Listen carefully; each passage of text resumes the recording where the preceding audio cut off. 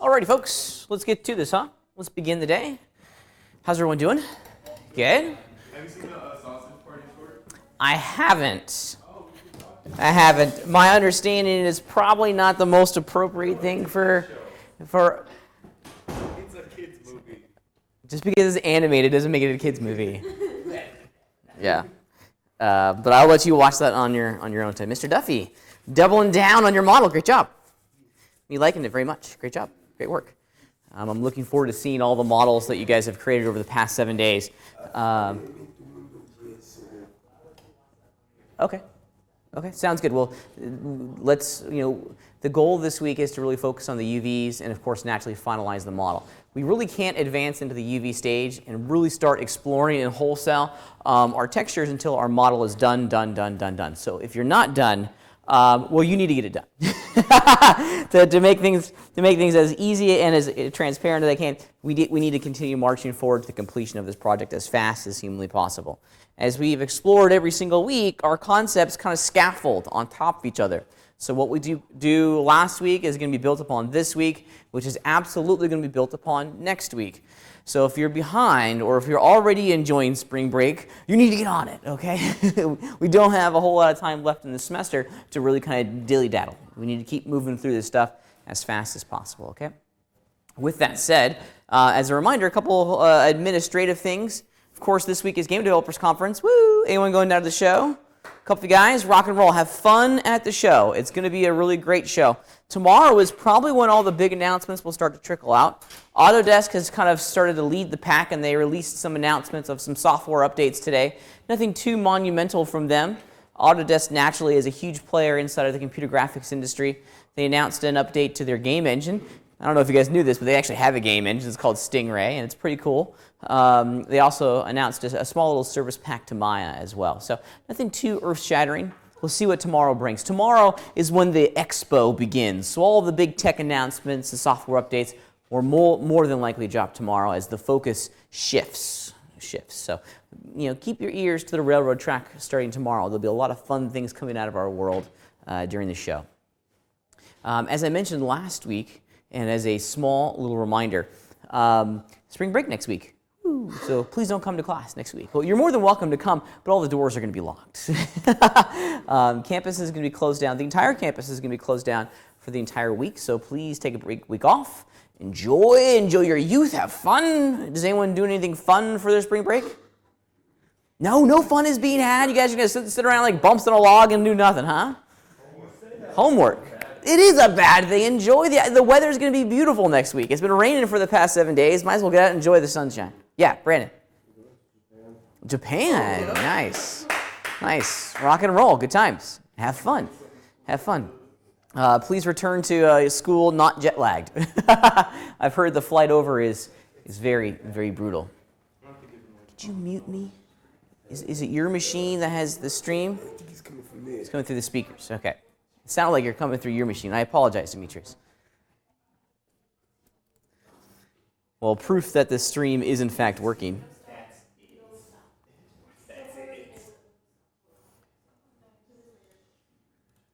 Okay. Hopefully we won't hear ourselves now. The delay is rather strange. Okay. So one quick thing, if you're following along with the live stream this week, the first couple minutes are going to be blank, so just fast forward. You'll see when my little screen pops up when we start class today. Streaming to YouTube is easy, but at the same time, it's not without its kind of hurdles. You still hear me on the speakers? No one's watching the stream in their browser, right? Because that's going to get incredibly annoying if we have to listen to ourselves. Correct answer, Mr. Duffy. Here, I don't want to see. Problem solved. Hopefully problem solved. Yeah, streaming to YouTube is not without its challenges. It's kind of a moving target. Seemingly every other month they change their process. So this is now exactly the second time that I've streamed this semester. So I'm learning this semester's little hitches along the way. Which is good. YouTube is a really great platform for streaming. They try to make it as automated as they can, which is kind of nice. Okay. Today's conversation is going to be pretty deep. It's going to be pretty heavy, which is why I wanted to live stream all of this week's content. It's nice to get a visual refresher on the thought process, or just the process that we're going to go through when tackling the creation of our UVs and the textures for an object like this, for a building. Over the past 8 weeks, this is week 9, so congratulations. Hey, congratulations, you've made it to the back end of the semester. It's all downward slope, into the end of the semester. So we're not almost there, but we're closer to the end than we are at the beginning.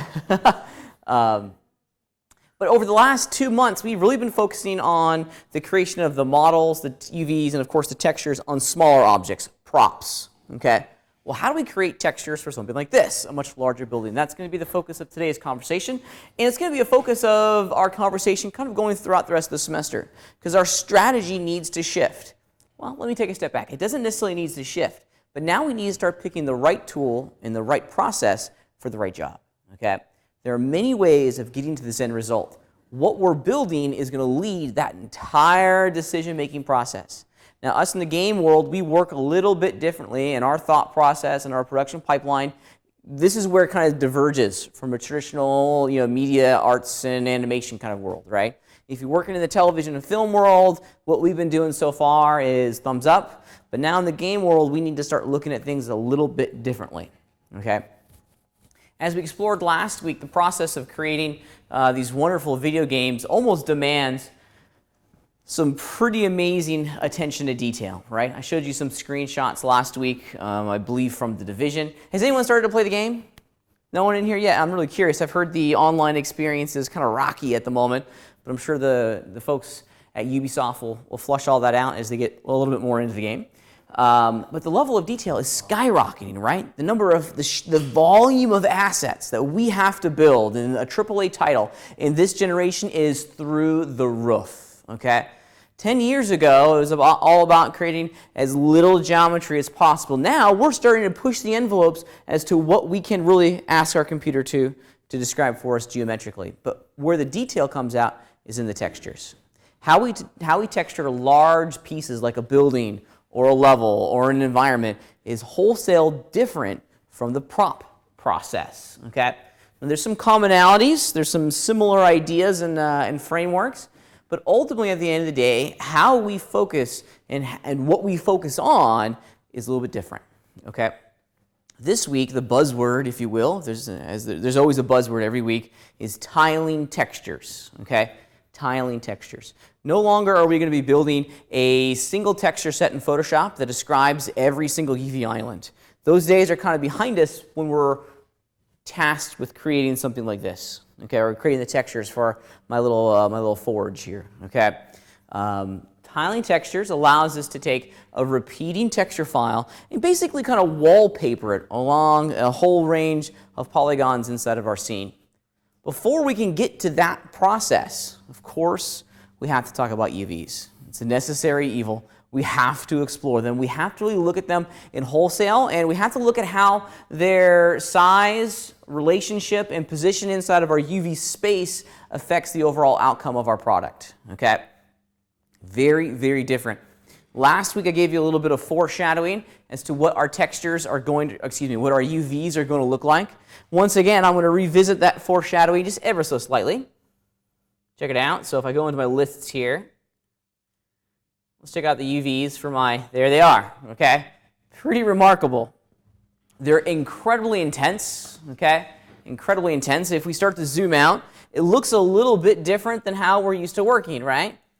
I think there they all are. Okay, now immediately, what can you see from this environment that's different from what we're used to seeing? Bingo, they're not all in that positive UV quadrant. They're just kind of spread out over the entire UV environment. And this is allowed, okay? We're basically unhandcuffing ourselves from that positive UV quadrant.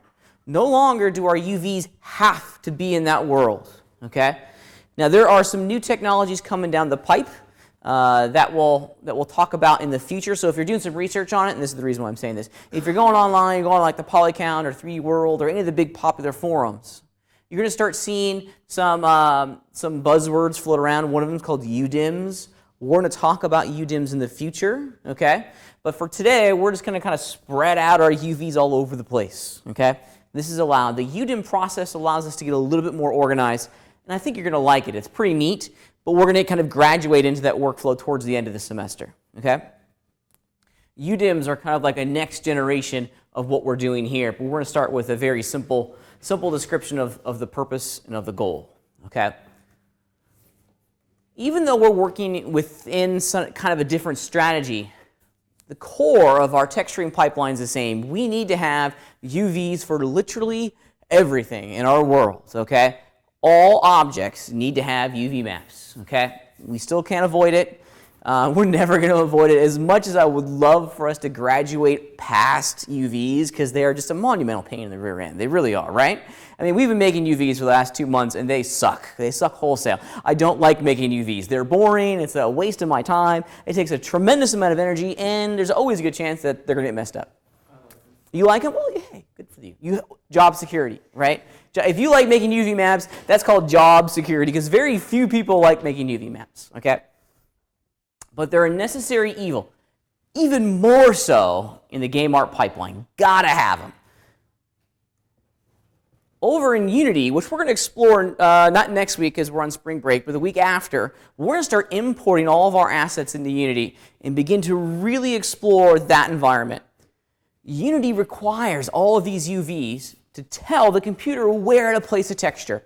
Here in Modo, we have a number of different things, most importantly the texture locator. The texture locator here in Modo is responsible for determining where our two-dimensional pictures end up on our models, right?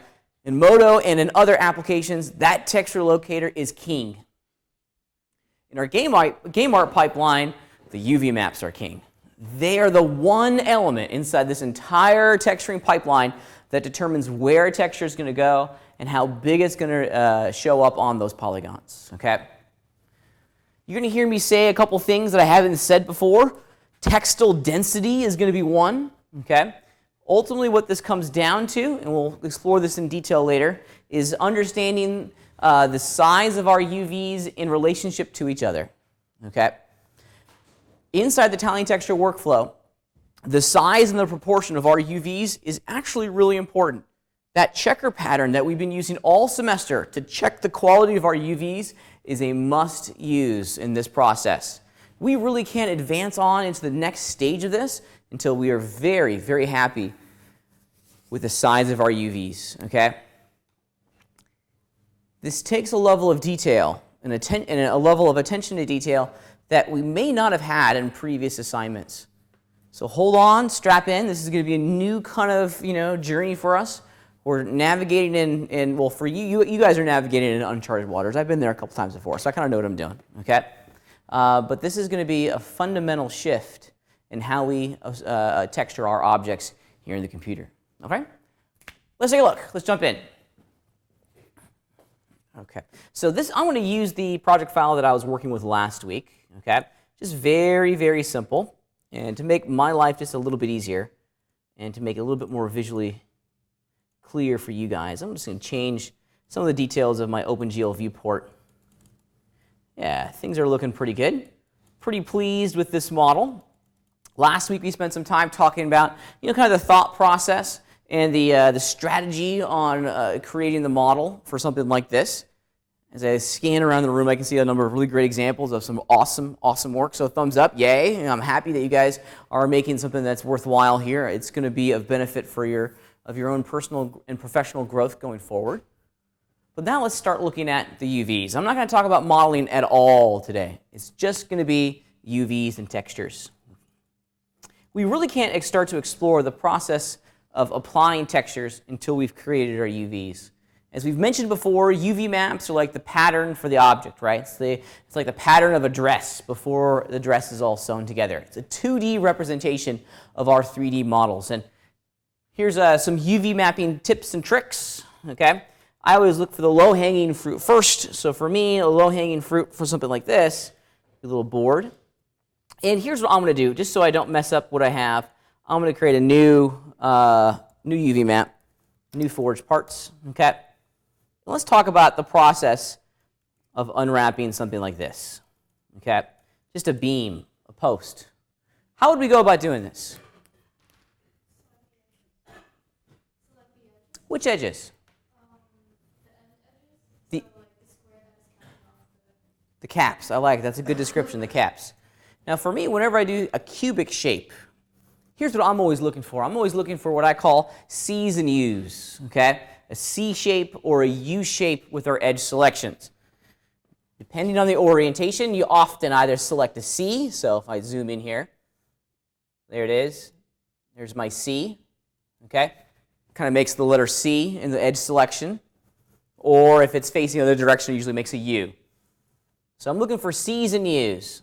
So there's a C on the end cap. Let's do a backward C over here. Same thing. Okay. And now I have to connect those two shapes, if you will, with an edge selection running down the spine of this object. Where we place this edge selection is actually really important, right? Because as we know from previous experiences, what are we going to generate at this edge selection? A seam, absolutely, in our textures. And we want to try to hide these seams as much as we can. Seams are unavoidable. Don't try to avoid them. Don't try to work around them. They're always going to be there. However, what we can do is place them in an environment in which we're not going to see them. So with the model back on, where would be a natural place to put that seam given the context of this cube inside the larger context of the model? Top right, yeah, I think that makes sense, right? The bottom right, we run the risk of the player seeing that seam. But the top right, we're never going to see it. It's going to be hidden by the walls and the rest of the geometry inside of our world. So if I go back into edge selection mode, that's the one I'm going to capture. Okay, C's and U's, and then we connect them with an edge selection going down the spine of a cube. Cubes are really easy. You know, cubes and rectangles and squares, they're the easiest things to create. With this edge selection paired with the unwrap tool, we can generate some UVs pretty darn near fast. Let's check it out. Bloop. There it is. Wonderful. Wonderful. Pretty instant for a beam like this. One of the things that I really enjoy about working with the unwrap tool is that the unwrap tool does a great job of maintaining the proportions of our UVs between other UVs inside of our larger scene. And let me show you specifically what I'm talking about. We can unwrap multiple objects at the exact same time if we're careful. Yeah, go ahead.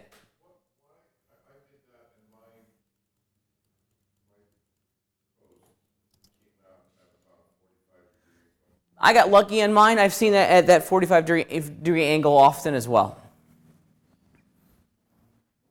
However, check this out. I'm going to do a lot of these at the exact same time. Since most of these posts, I'm not going to do that one because that one's just going to be a little bit more tricky. Most of these posts are pretty cubic, right? Okay, just do Shift-H. Here, I'm not going to do that one too because that bottom bit's going to take a little bit more engineering, but it's still pretty easy. Okay, so here's what I do. I select the caps quickly. Okay. Now for something like this, let's do some engineering. This is a post. Yeah, I want to put the seam in the back. Okay. But you can see, well, some of these are connected here. We'll make life a little bit easier. Oops. Hide that. There we go. And I'll hide this one just to make it a little bit easier to see exactly what's going on. I won't do all of them, but I will do these four. Okay. So we can go in. We can just kind of wholesale select these edges. Sometimes it's easier to make selections and then to go back in after the fact and deselect them. Okay. So I want to deselect there. Actually, you know what? I want to deselect on the front because I don't want my seam to be there.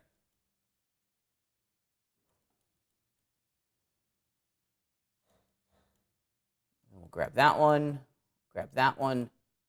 deselect on the front, and I'm going to select that backmost guy over there. This is one of the big benefits of having a very strong selection engine inside of Modo. Believe it or not all apps have as strong of a selection engine as Modo does. There we go. So very quickly, bloop, popped out the UVs for all those posts. Okay. The unwrap tool really is the most powerful tool inside of our UV tool set. It allows us to very, very quickly create UVs. And most importantly, if we do these at the exact same time, look at the size, scale, and proportion of all these UVs to each other. What can you tell me, just visually looking at them? Yeah, they're all on the same scale, which is important for us, okay? Especially considering we're about to march in to this tiling texture workflow. I'm going to do this. I'm going to throw in a checker pattern real fast so we can check to see and to test if this is in fact working for what we're going to do. Okay, so let's just do it. I'm going to open my asset browser, and under my images area, UV, I'm just going to throw in this image. Okay, put it below the base shader. Wonderful. And under its properties, I want to make sure that the texture locator is directed towards the correct UV map, and it is new forge parts. That's the one that I'm creating right now. Okay. In addition, this is a great little trick, by the way. Given the color of the texture that I'm putting on my model, man, it's almost darn near impossible to see my UVs over here, right? Very, very difficult to see the white outlines of each individual UV island. Does anyone have a solution for this? Does anyone know why we're getting the UVs over here in our UV editor, our UV workspace, excuse me? There's actually a very simple reason behind it. Look at what's selected over in the shader tree. What's selected? It's the one with the black outline behind it. The texture, right? That rainbow texture that I just placed on it. Whatever is selected over in our shader tree, no matter what, or whatever image is selected over in our shader tree, we're going to see that image behind our UVs in our UV workspace. So there's a couple little things that we can do here. Naturally, just deselecting that image makes the texture disappear inside the UV workspace. However, that's not always the best thing, and that's not always feasible, and it kind of adds a couple extra clicks into this process. Here's what I do. It's a really neat feature in a setting of the UV editor, excuse me, the UV workspace itself. If we go to the top right-hand corner of our UV workspace and click on the gear, we're going to get all the viewport properties of this environment. And then down here at the, where is it? It's a drawing and control. There we go. It's down here at the bottom. Under backdrop image, check it out. Show image. Okay, I'm just going to turn it off. Now, if I had that image selected inside of my UV editor, or excuse me, inside of my shader tree, I'm not going to get a preview of it here in our workspace. So that's a good kind of global parameter for that OpenGL viewport that makes the process of working with UVs a whole lot easier. All right, let's look at our work. Okay, now based off of what you can see here, how am I doing?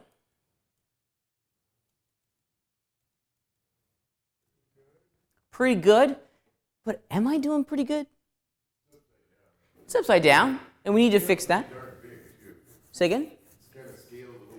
Scales are a little big.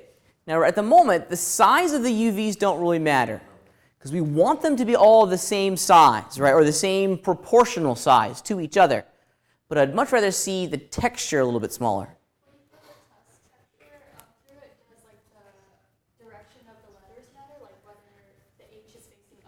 It probably will. Yeah, absolutely. And I try to make it consistent. I try to make it easier for my brain. We'll see this in action here in a minute when we do some of the other beams. Okay? Understanding the proportion of each one of these UV islands to each other can be difficult to see when the size of the texture we're placing on those polygons is like this. Really big squares, right? It's a whole lot easier to see how well of a job we're doing when those squares on the images are much smaller. So here's a great little trick. This is a trick that I wish someone would have shown me a long time ago. And it resides inside the texture locator. Because I don't want to change the size of my UVs, okay?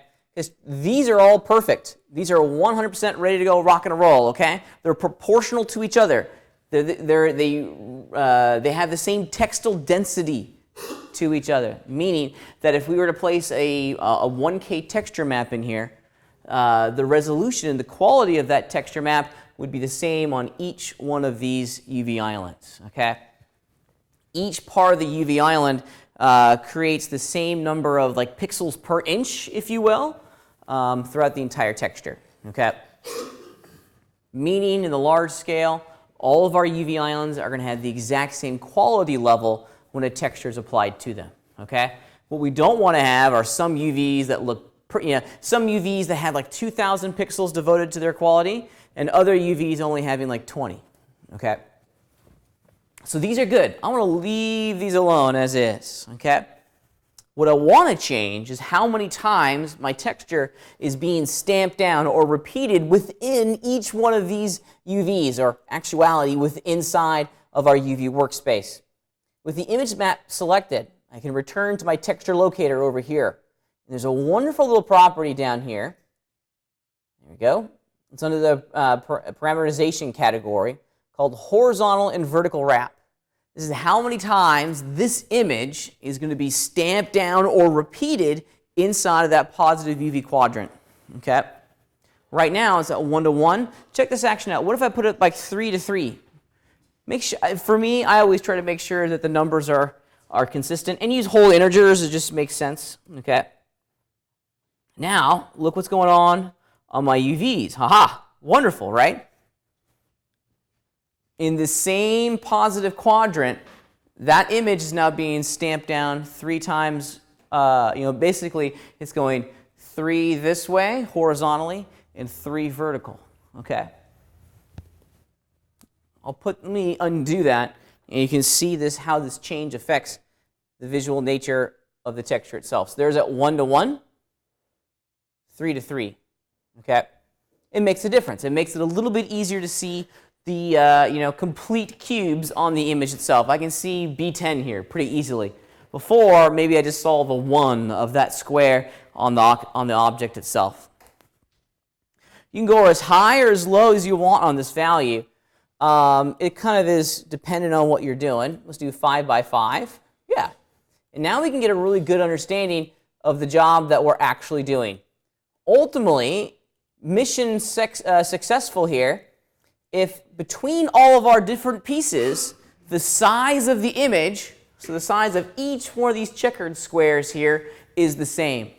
Now I'm looking at this post and that post over there, its neighbor to the north. Mission accomplished. Are the features of the texture, so the little cubes on the checker pattern, the exact same size or very, very close within each one of these beams?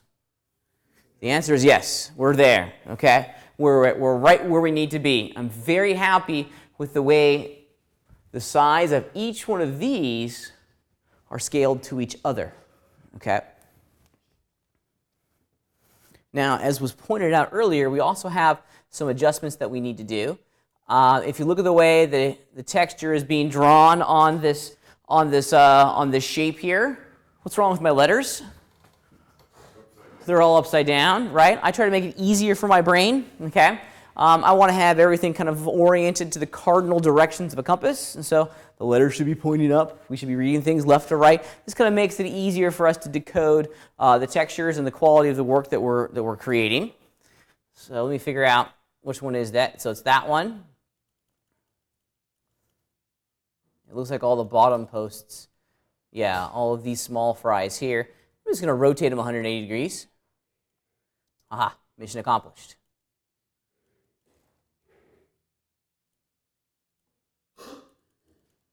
All right. Things are looking pretty stellar on this big guy. Okay, let's unhide the rest of my mesh and continue working. Because I've added in a texture, an image into my shader tree, it's kind of overriding my base material a little bit, which is fine. This makes it very, very easy for us to see which pieces of our model we've unwrapped and created UVs for and which we haven't.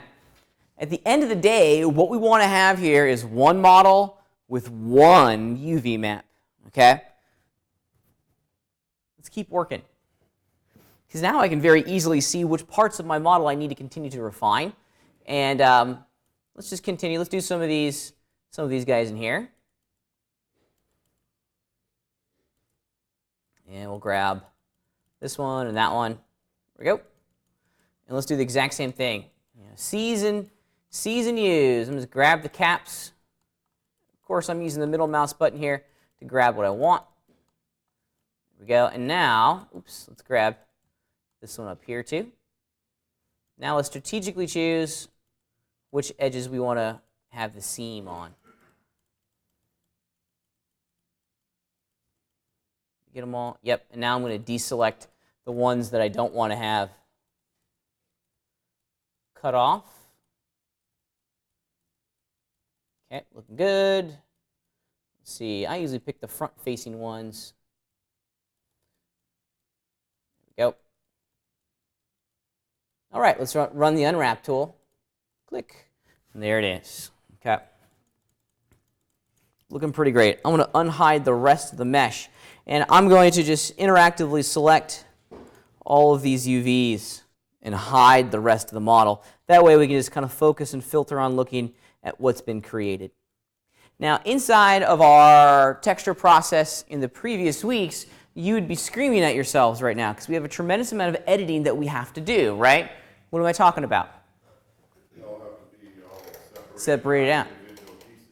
Right. The overlapping UVs inside of our positive UV quadrant is going to produce a problem for us if and only if we were sending this UV set and this texture set over into Photoshop, right? Well, we're not doing that anymore, okay? Within the tiling texture workflow, the material in Modo is going to be the driver of this entire conversation. It's going to be the filter that determines which image goes on which polygons, okay?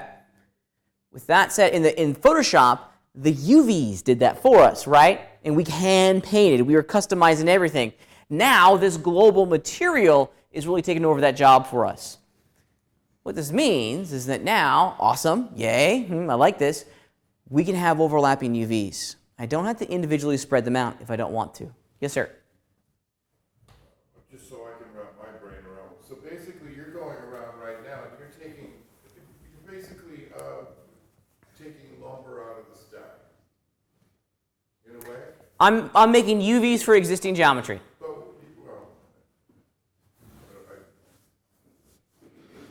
Yeah, I'm just making UVs. I mean, yeah. It looks like what you're picking out of the building is lumber. Yep, they're the beams, the structural beams of the model. In the stack, the building's already built. And so, but what you're, I'm sorry, I gotta ask it the way I can understand it. Yeah. What I'm trying to understand is what you're putting in that quadrant right now, that UV quadrant, are everything that would be as if you went over and, hey, there's the stack of 4x4s already over there. They're made of knotty pine. Right. And they're painted. Yes, absolutely. Now I understand what your comparison. Yes, absolutely. This is as if we're in Home Depot in the rough lumber area, and we see a gigantic pallet of wood, and then we're taking it out of the stack over here and putting it on an object. It just so happens that the object is an old building you're taking apart. Right. That's a good way of looking at it. I like that. So whether they're horizontal on the building or vertical, the grain of the wood over here is all going the same direction. Right.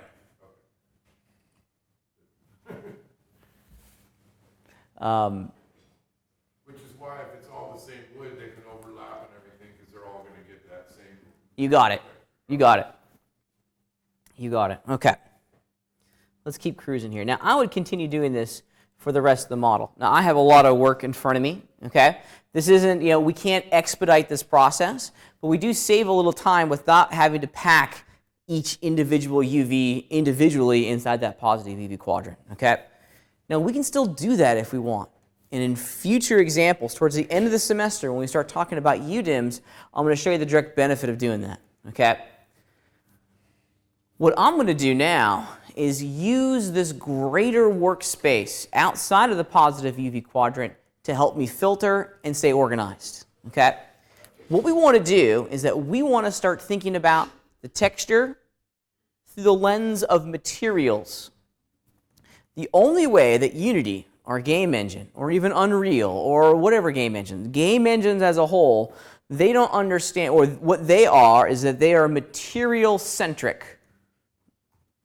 In Modo, our materials are very much like a folder. Over in Unity, we're working off the exact same idea. The UVs and the polygons that are tagged and connected to that material or folder, we get control over how they look in Unity. You're going to find next week Unity is going to be a frustrating work environment. We get a tremendous amount of control here in Modo, right? We can go all the way down to the per vertex level and move a vert, control it, put it anywhere we want. We can do anything to our models here in Unity or in Modo. Over in Unity, we don't get that control, Okay? In Unity, it's a game engine. It's an authoring environment, not an asset creation environment, right? It works at the item level, or as what we'll see next time that we see each other, instead of items here in Modo, in Unity, they're called game objects, okay? At the item level. So we can't go in and say, this polygon is associated with that material in Unity. We go, this material, or these groups of polygons that we define here in Modo are going to be influenced by this material. We're making a relationship, and that relationship is important, okay? It's the only relationship that we'll really ultimately get to control over in Unity. So we want to start thinking at the material level, okay? We want to start logically grouping all the pieces of our building into these materials, okay? All of the pieces are going to get the exact same texture. So let's start making some materials, okay? Let's start logically grouping my model into a whole series of different component pieces, okay? So the easy one and the one that I've already started to have defined are going to be like the wood beams. So let's just select as many wood beams as I can grab in 10 seconds here, because it is very much like watching paint dry.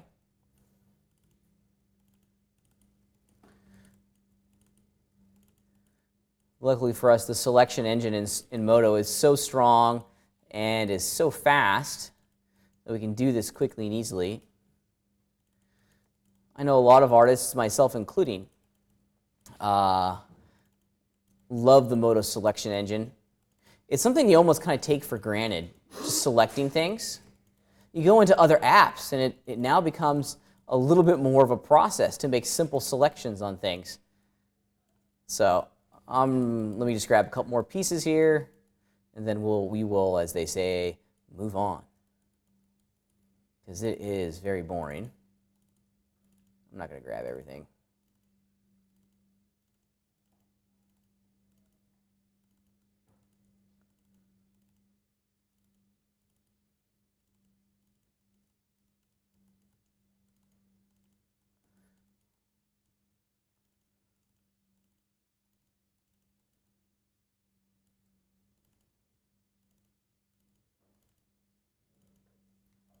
This is where you put your headphones in. Rock and roll. Oh my gosh. I got a lot of wood beams on this thing. Overwhelming, this thing is like wood beams. Okay, that's good. I won't do the rest of that. So we're going to create a material out of that, and I'm going to call this wood beams. Not beans, beams. Okay? All right. I would make a suggestion. When you're doing this over here in Modo, color code each one of your materials. That way you can very visually and very quickly understand which parts of your model are associated with a specific material. Okay. Clearly, they're not going to look like that over in Unity. We're going to put an image on everything, so the diffuse color value doesn't really matter. It is going to help us just color code things. Okay. So everything that's blue right now should be wood beams, and now I can go in and say, well, I missed a couple on here. These need to have that exact same wood beam idea.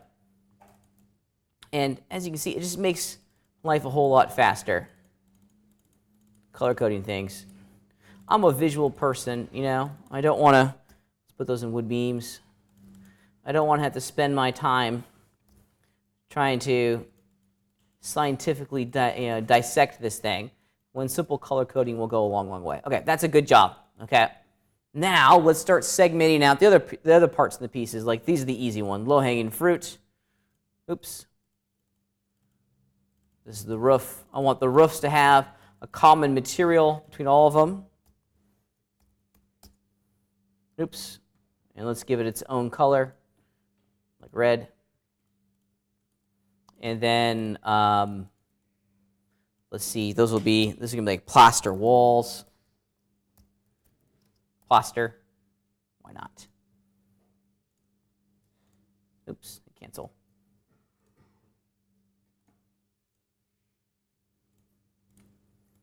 Awesome. Maybe that needs to be plaster in there too. And then the last one that I'll do just for today is I'll do chimney.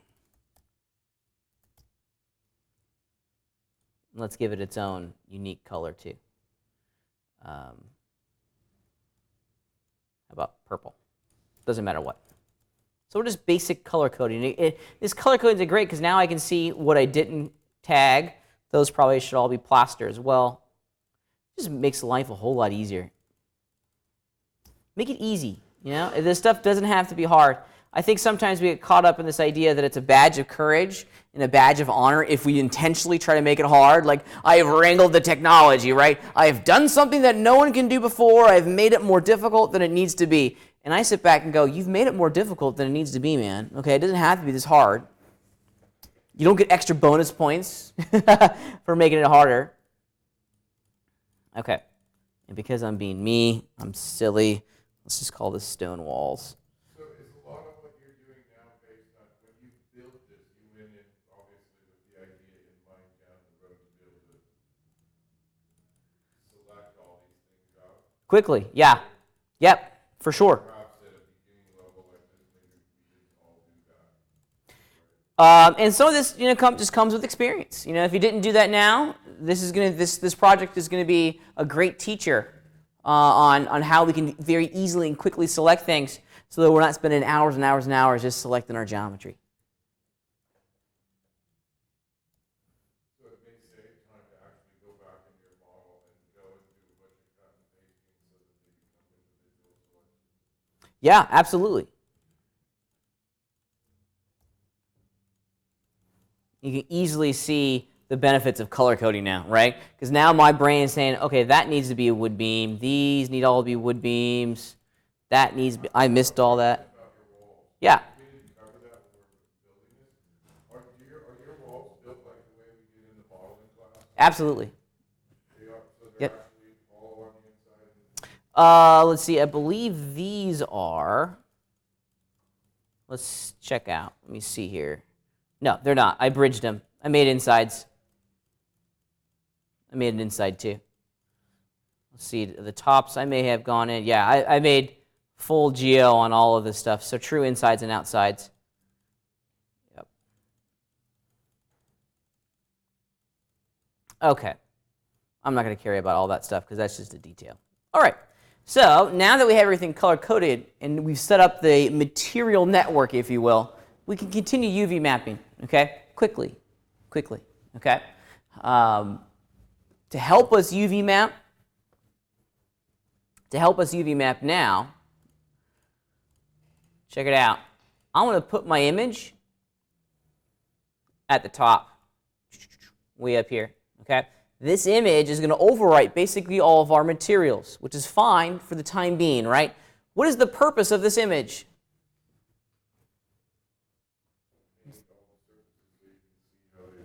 You got it. It's just it's a utility texture. That's all it is. It checks to see if the size of our UVs within each other or to each other are the correct size, scale, and proportions. That's it. We're never going to see this thing on the actual final asset, okay? It's a utility. That's all it's designed to be. It's a helper, a visualization of the job that we're doing. Okay.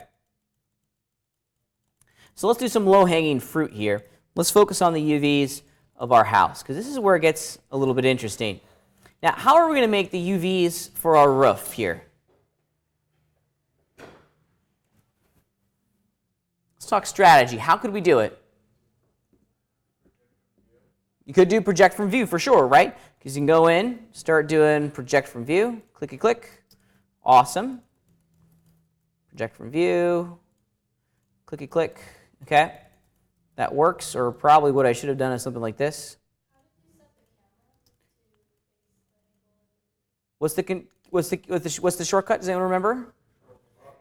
Control Shift A. You got it. Then project from view, clicky click. Okay. Now let's take a look at our UV space at the moment over here.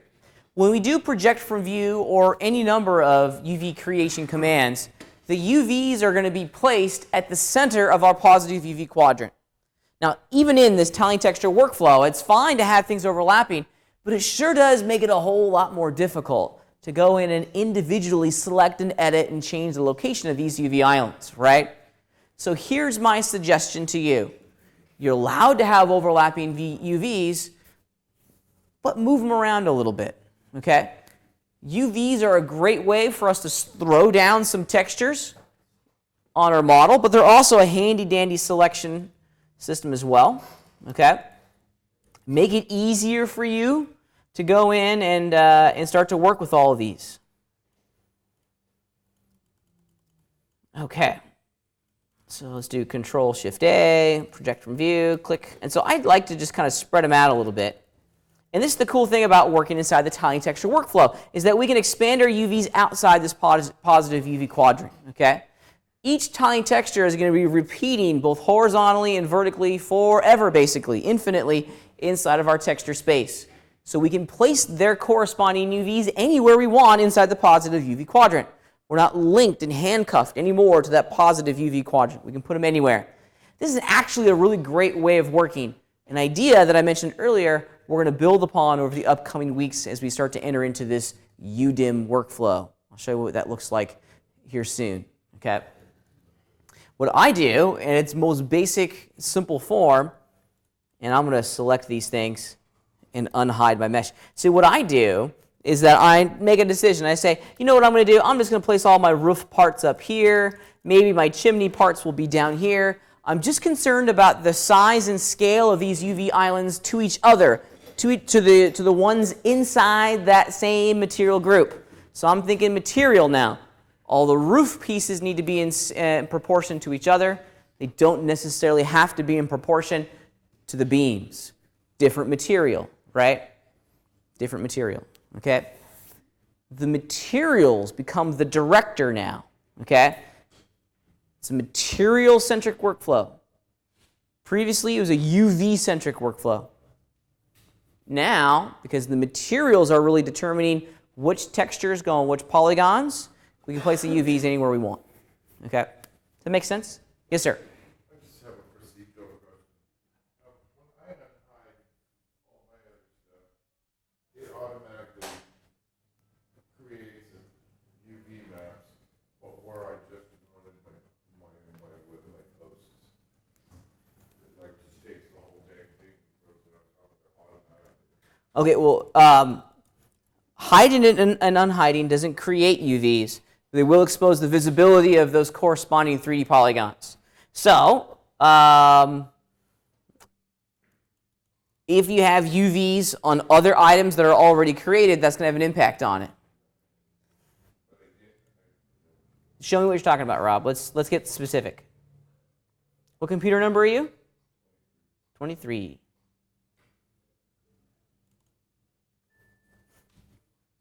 Okay, show me what you're talking about. Yep. Yeah, so you've created the UVs for all those other pieces, right? Modo did it for you then. Did you start with it? That's what I mean, just automatically did that. Yeah. Right there. If you start with a basic primitive shape like a cube, a cylinder, or a sphere, Modo is already automatically going to create UVs for that cube, cylinder, or sphere. The moment we start changing their shape, doing bevels and stuff, then it kind of goes off the trail, railroad tracks pretty quickly. Actually hate that Modo creates those UVs for me automatically. Whenever I start the UV process, the first thing that I do is I delete all the existing UVs that are there, and I hand build everything from scratch. What I would recommend that you do, and you can actually see this in your model, select your roof for me, Rob. Yeah, that seems, yeah, double click on it, select the entire piece.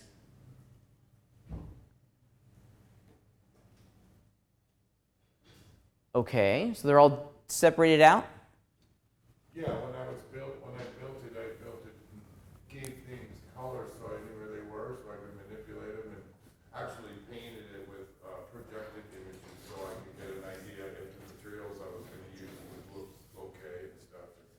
But in this case, I didn't ship the materials with it, and I just went back and changed the molded right. Okay, do you mind if I take over for a second? Because I want to see something. Your project file has piqued my curiosity.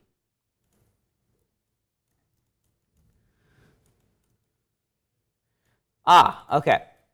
So there are physical gaps in between your model, right? Yeah, that piece of roof there, I left separate. Well, I just moved it a little bit ago so that I Yeah. was trying to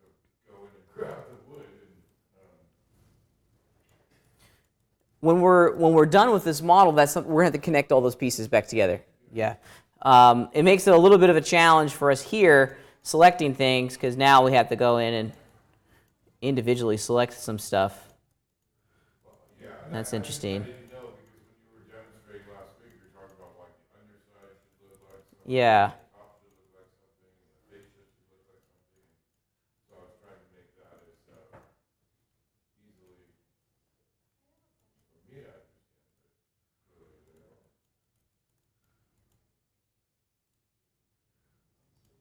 really, Yes, go ahead, Anna. I'm listening. Yes. So if you were to make like your building out of like starting from a cube, Mm-hmm. if you were to like warp that cube by beveling and stuff, would the UV map change its shape or would it still stay? It would change its shape, but it's not going to do a very good job of reflecting that shape. I believe there's a global property, a global preference that you can say, don't make UVs for me, because they are really kind of garbage. You know, it's not representative of what it needs to look like at the end of the day. No worries. Okay.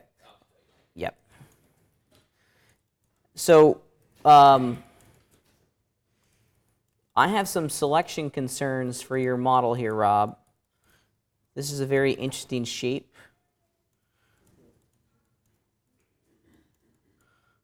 Now that I'm beginning to see it. it was made as a flat sheet sliced with two slices, then extruded, I mean, it actually fits perfectly on top of the building itself. But, Great. what I was doing was, I was just doing what I was doing here was, Okay. because, again, not knowing how to go forward, Ah. trying to go based on what I know, forgetting I don't know anything. So, Okay. Now that I explore and investigate what you've built here, I see the method to the madness. Why the computer is shading it incorrectly, which is throwing off my brain, is that these pieces aren't connected here. These verts are connected.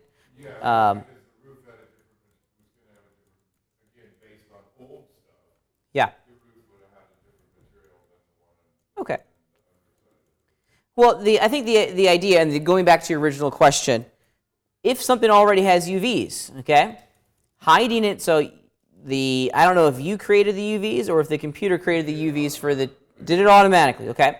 That's welcome to UV mapping. It's something we have to manage, right? So if you're working with all these individual cubes, I was working on the post as we were in here. yeah. So oops. So this is the problem that Rob's having, right? He's making UVs, everything's rocking and rolling, things are good, right? Awesome, awesome. And then he unhides it and he goes, whoa, what's going on, right? All this other stuff is getting in the way. Yeah, we have to manage this now. We have to manage this. And this actually kind of dovetails into what I was just saying. I manage it by doing this. In my brain, I go, okay, you know what? I'm going to put all my wood beams up here. Oops. Just a little bit outside here. Oops. And it's going crazy because of remote desktop. Yeah. But I think you get the idea. Just manually manage it. Place it in its own kind of defined, in finger quotes, area inside your positive UV quadrant, or excuse me, inside of your UV workspace. And then life will be more manageable. More manageable. And then it becomes real easy to select these things, move them around. Those are all the UVs for the chimney. You may just want to get rid of those. Here's all the UVs for your house. You're gonna have to go back in and re-UV this. So that's what I think I was asking. So it would be, before going and doing this, it would be good to go back and take the model and do a lot of cut and paste so that they go, okay, here's my chimney, here's the roof, here's fascia boards, here's posts, here's whatever, just like you were doing there, right? what do you mean cut and paste? What are we cutting and pasting? I think that's where I'm getting confused. Well, like, let's just say when I'm making the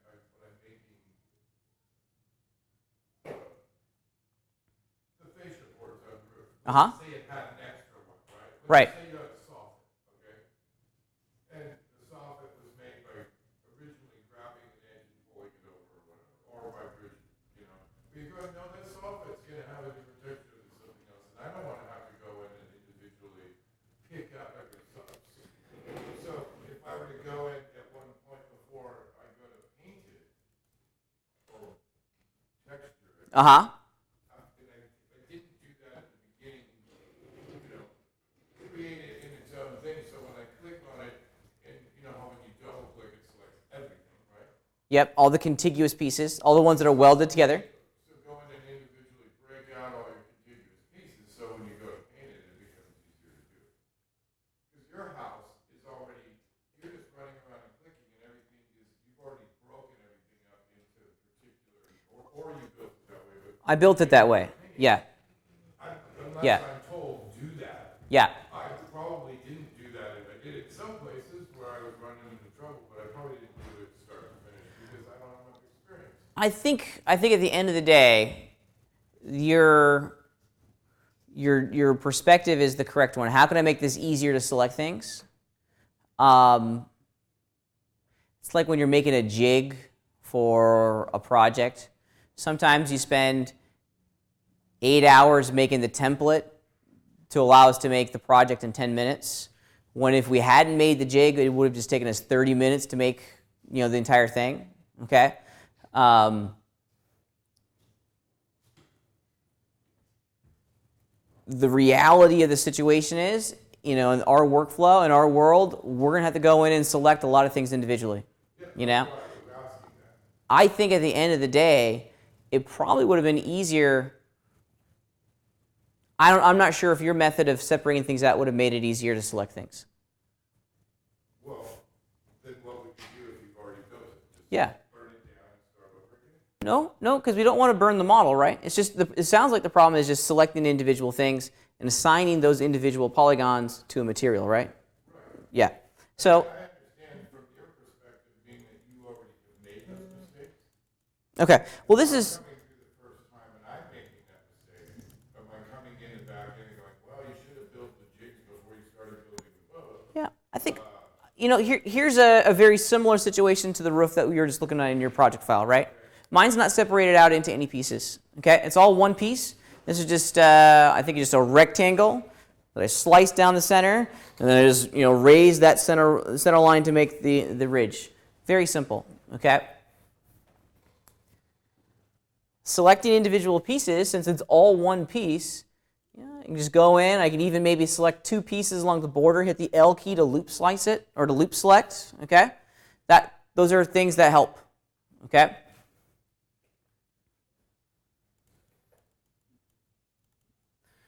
Yeah.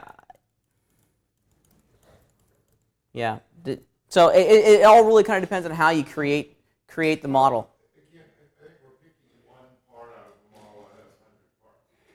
I literally selected the roof and took it off when I was playing around with textures with the full intention of putting it back on. Right. But the reason I'd asked the question before was clarifying that, assuming, I don't believe I'm the only one in here that didn't build this model in a way that you could go in and speed select the way that you are. Probably not. So being able to speed select at this point before painting, would it make more sense to take an hour or so to go in and grab everything that's wood, select it, right? Mm-hmm. Select it properly, hit Control X, and then hit Control X, and then hit Control V, and then every time I double click on one of those, I'm going to get them all. Here. Let's really take this into an example that matches your pipeline, and let's visualize exactly what you just indicated. Okay, so if I start off with a cube, all right, and let's pretend I'm going to delete these UVs, just so that doesn't cause any confusion. Okay, let's pretend this is your house, all right, and we wanted to create a whole series of wood beams on this. Okay. So I'm making like the corner post. That's going to be a corner post. Okay. So here's the corner posts for my house. Okay. Then let's do this. So you want to go in and very easily select just those corner posts, right? To maybe assign them to a wood material, right? Yeah, to speed select. Well, if they're all on the same mesh item, so if I did this and cut, paste, I still get just that one, right? It's not going to grab all of them. Okay. I'm just saying now, but you're not getting the whole cube. Say again? I'm sorry, I couldn't hear that last part. You're not getting the whole cube, you're getting the post. Just the post, yeah. Which is what I meant, and I think I misinterpreted what you meant then. I'm just saying that probably being a novice model builder at best. Well, at this point, you're not a novice model builder, right? Yeah. Yeah. I guess at the end of the day, as long as it makes sense to you, as long as you know what you're selecting, how you're selecting it, and when you're applying those polygons to the correct material, I'm a happy camper. How you get to that end result is up to you and your brain. Okay? How I create things is not the only way to do this stuff. It's the way my brain says make it. If you get to it to a different direction, there's no rhyme or reason why that would be incorrect. Okay? All right, let's get back to the example that we were working with before. Okay? All right.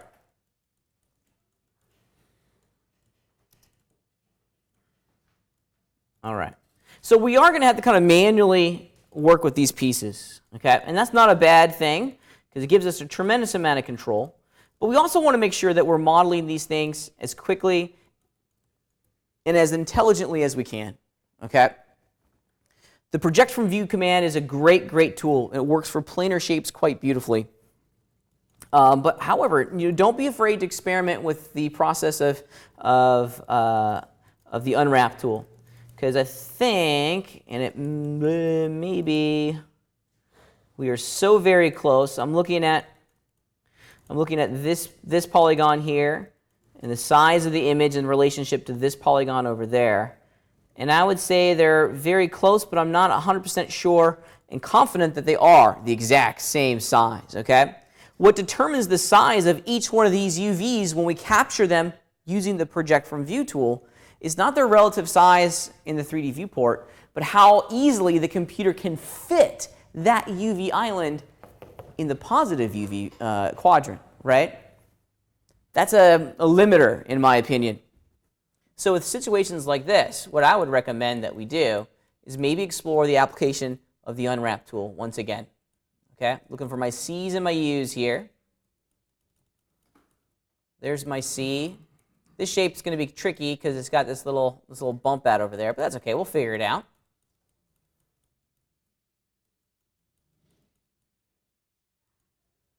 There we go, and I think, let's see, I definitely don't want the seams running down the front here.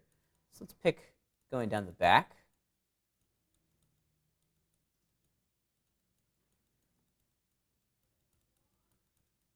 Go. And I think, yep, I'm going to have to select that one there to pop its corner. Let's see what that gets us using the unwrap tool. So I've unwrapped it as one piece. These angles here are kind of causing some problems. Let's see, can I resolve that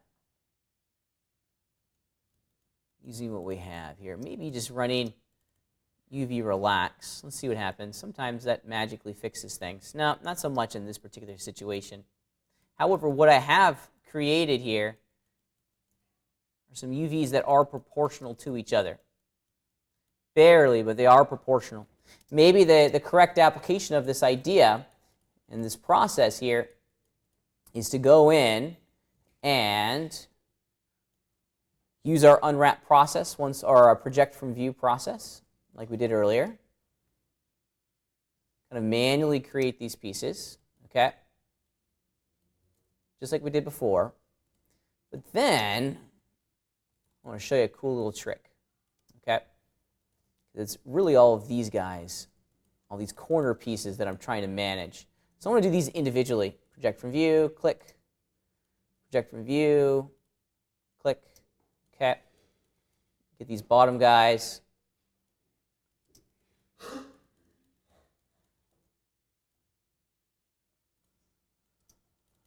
Okay. And now what I'm going to do, I'm going to hide the under part just for the time being. Now what I'm going to do is I'm going to start sewing these together, okay? Because I don't want to have a seam going across this. And I want to make sure that that's all one piece and that they're proportional to each other. So check this action out. It's pretty neat. It's called move and sew. The move and sew commands allow us to combine two separate UV islands where they share a common edge, right? I want to work with this one, this island here, and what I believe is this island there. Let's just triple check. Yep, okay, great. So if we look at it, if I select that edge, there's one that's orange, this one over here, and there's one that's purple, okay? Why is this one purple? Look at the transition where we're working. Got the big flat polygon that represents the top of the roof, and then we have a transition, a plane change here that represents a polygon that creates, if you will, the thickness of our roof, right? Why is that edge there purple? Does it indicate that they're in the same polygon? Yeah, it's the exact same edge, just on two different UV islands, okay? This edge here and this edge here are the exact same edge, okay? Here's the top of the roof. Here's the thickness polygon that represents the side of the roof, okay? Now, we can combine these using our move and sew tools. They're over here. Here are the category of tools. There's with options. We'll come back and talk about that here in a minute. We have unselected, averaged, and selected. Now, when I first started working with these three buttons were wholesale confusing to me because I was like, unselected, average, selected. I don't get that. What are you talking about? And then I made a discovery. It says everything to do with combining edges, but it's looking at which edge is currently selected, okay? Now, if you remember, the edge that I have selected, the orange one, is the edge that's associated with this UV, right? That guy, right there, okay? So the top of my roof. The one that's unselected is that guy, right there, right? These three options determine how and which UV islands are going to be moved and connected to the other one, okay? So this is how it works. If we choose selected, the UV island that contains the selected edge is not going to move. And the unselected guy is going to automatically move and rotate, and boop, it's going to get connected, okay? So whatever option we choose here, whether it be selected or unselected, is going to determine which island is not going to move. Check it out. And to make it easier, I want to hide all this stuff. There we go. All right. So this one over here is orange. This is the selected one. So if I choose selected, watch what happens on my screen. It doesn't move anywhere. It stays in its exact same location, and the UV island that contains the unselected edge is going to move to it, and then they're going to get combined. Okay? Let me hit undo, and I'll show you the alternative. If I was to choose unselected from our tool options, what would you imagine is going to happen?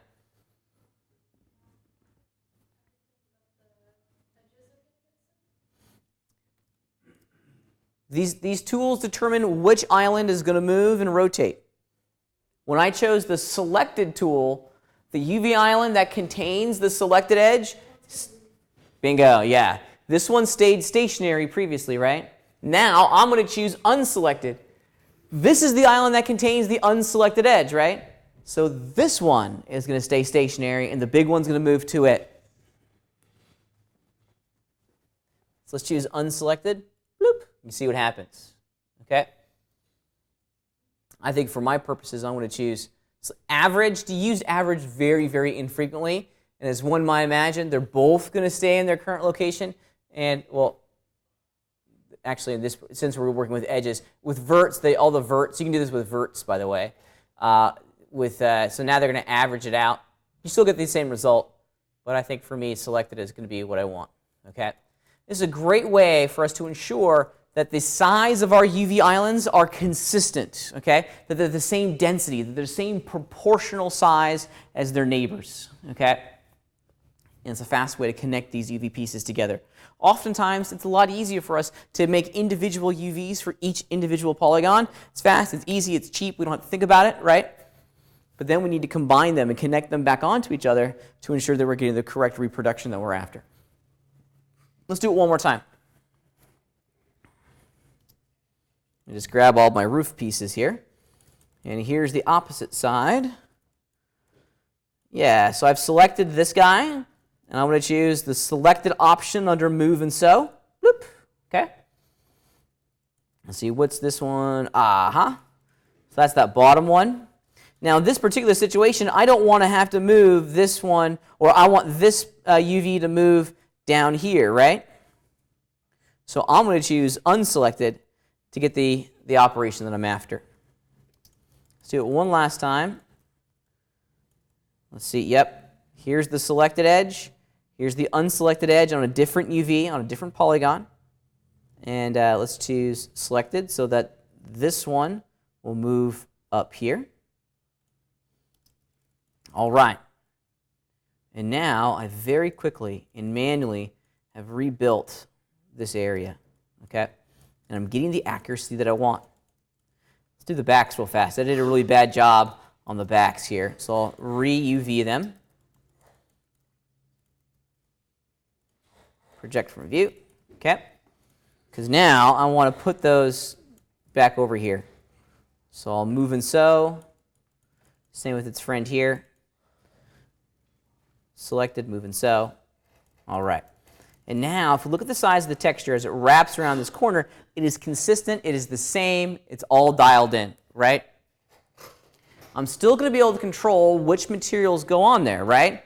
Because in this process, it's not so much about the UVs defining which textures go where on the model, right? What is the driver in this entire environment? The material, right? The material is the driver. And then it accesses those UVs when we're putting the images on there, okay? Rinse and repeat, basically, for the rest of the model, okay? Rinse and repeat. This Move and Sew command is incredibly powerful, okay? I would continue doing this for the rest of the mesh. And you can see that I've already gone ahead and done it, okay? Everything is pretty proportional to each other, okay? Here's a really great example. The bottom here. All of those polygons are the correct scale to each other, right? But if you look at them, they are very much smaller, a lot smaller than some of these other wood beams. I don't care, right? I'm looking exclusively at their proportion and size to his or her friends on that material, not in the global and larger context of the UV map. I mean, look at the roof. Here's the roof down here. The UVs are teeny tiny in comparison to the walls of the base, in comparison to the wood beams, but I don't care because these guys down here are proportional to each other. Yeah?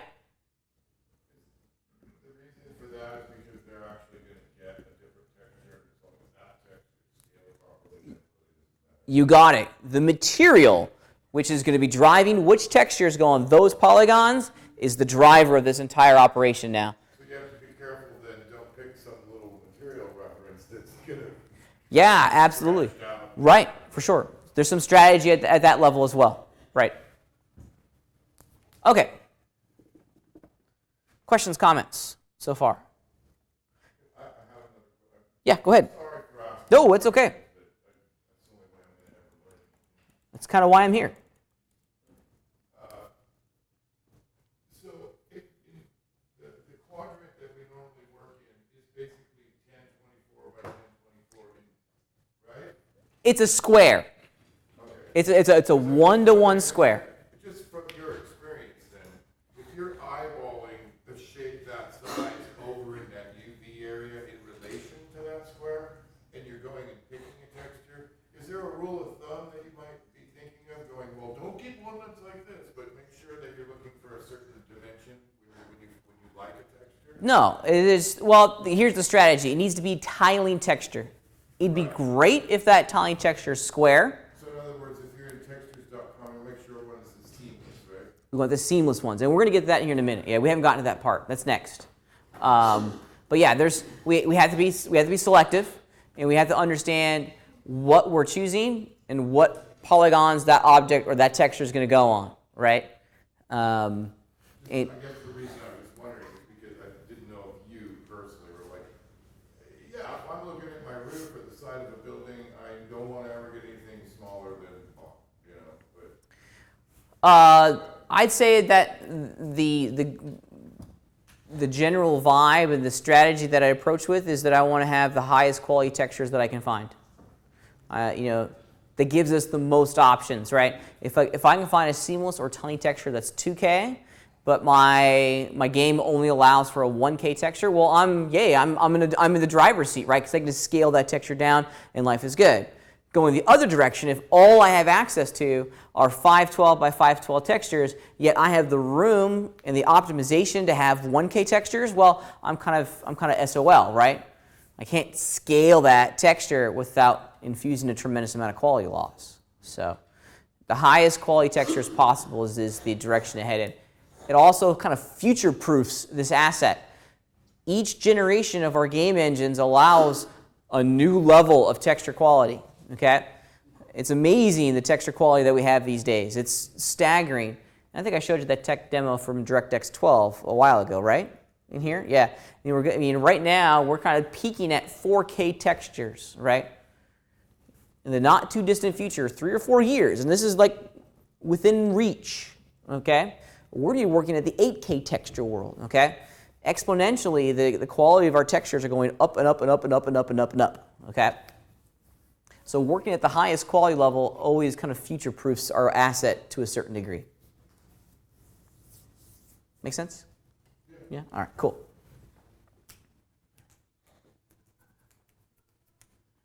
All right.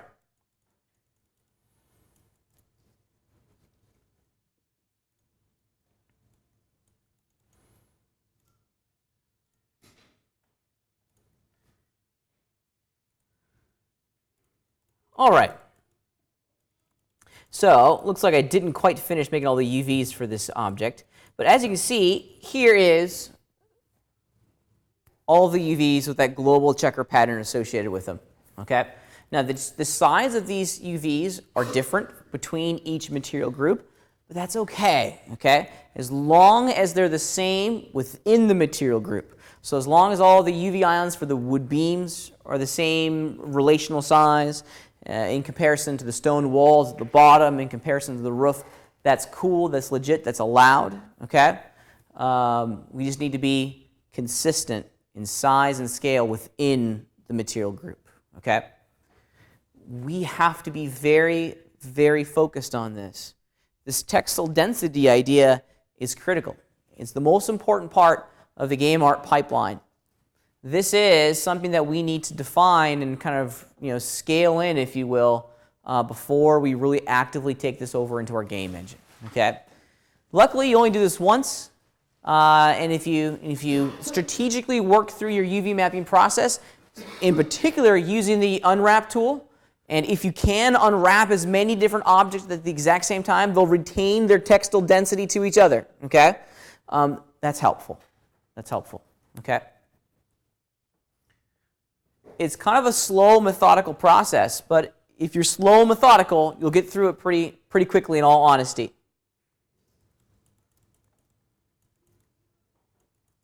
Yeah, things are starting to look pretty good. Okay, now, the cool thing about our workflow is that we're going to need to make some changes to the way some of these UVs are going to look before we send them over into our asset, but at least we're consistent going forward, okay? So let's explore the next. Actually, let's do this. I've been yakking for well over an hour and a half. Let's take a break. Okay? Let's just take a small 10-minute break.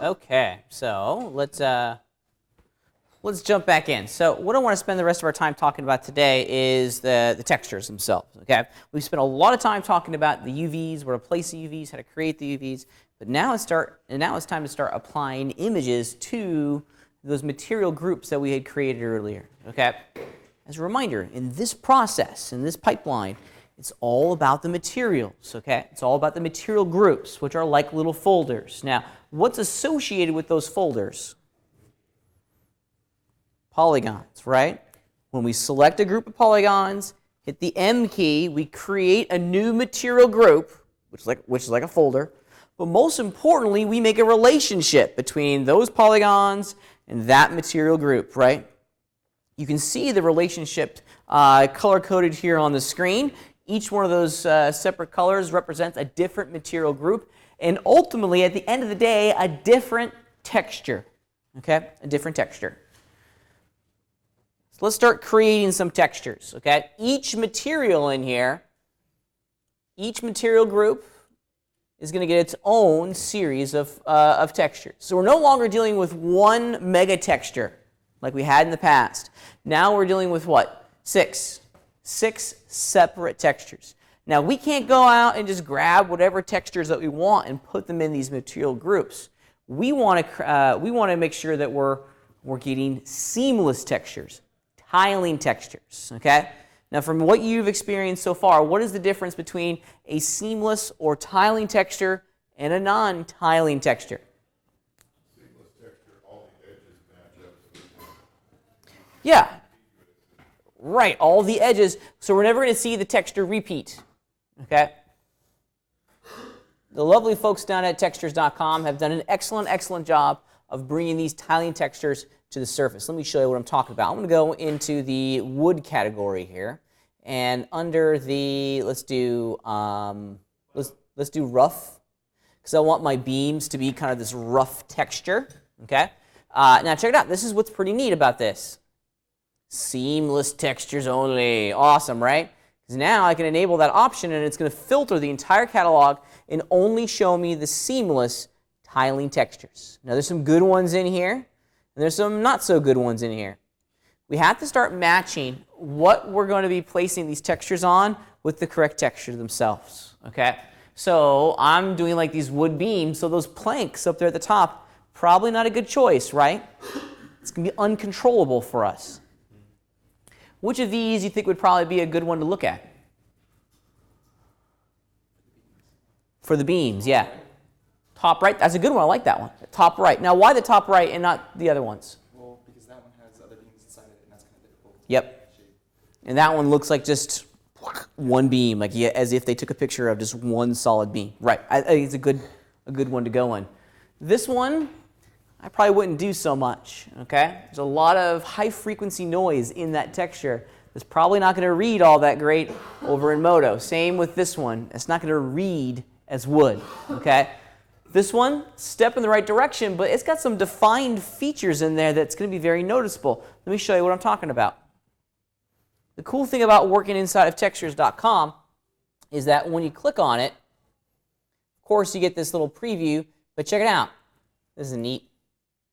Preview the seamless, okay? And there it is. Now we can see it repeating over and over and over again, both horizontally and vertically. And while we don't necessarily see the location at which the texture repeats, we don't see a hard line there, we absolutely see the pattern inside the texture repeating, right? There's some very localized features of this texture, like that knot there. You can see it going boom, boom, boom, boom, boom, boom, boom, that way. And the change in color and those bands of color within inside the texture are very noticeable. So this one may not be the best candidate for what we're trying to achieve. Let's go back and look at the other ones.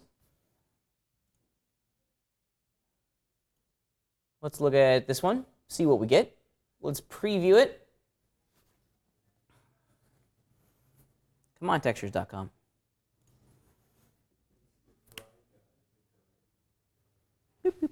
Here we go. Aha, better, right? Much better. Much better, right? It's still not perfect, but no texture is going to be perfect. It really isn't, okay? I think given what we're going to be mapping this object onto, this is a very strong candidate, okay? Let's download this bad boy real fast.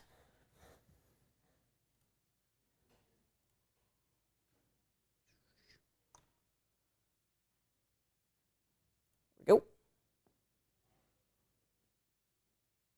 I feel as though CG Textures or Textures.com should give me a little bit of a bump here, because I promote them every semester. I say their name like 80 times in one day in this class. They should give me a premium membership. I'm just saying, right? Okay, anyways. Let's keep cruising here. So if you look at what I've downloaded, there it is right there. That's the image itself. Preview's being silly at the moment. There we go. And it's just a JPEG. Come on, preview.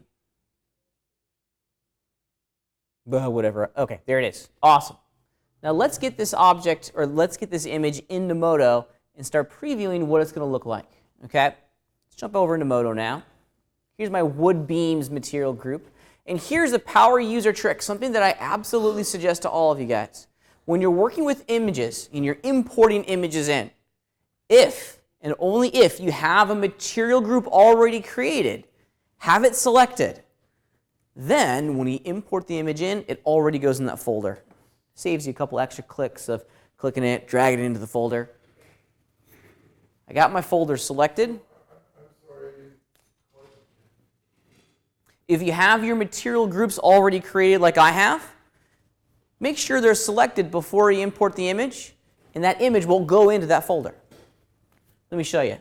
So I got my folder selected, my material group. I go through the add layer, image map, load image process. I'll navigate to where that file is stored. It's right there. And check it out. It's automatically going to go inside that folder for me. Yay! Okay? Now we have to do a couple things to this before we get started. Okay? First and foremost, let's triple check, make sure that we're accessing the right UV map, and we are. So the projection type is set to UV map, and I'm using the UV map that's already been completed for me. All right, so now we're in inspection mode here, and things overall are looking okay. They're looking okay. Now, what can you immediately tell me about this texture? Yeah, let's experiment with size. Yeah, go ahead.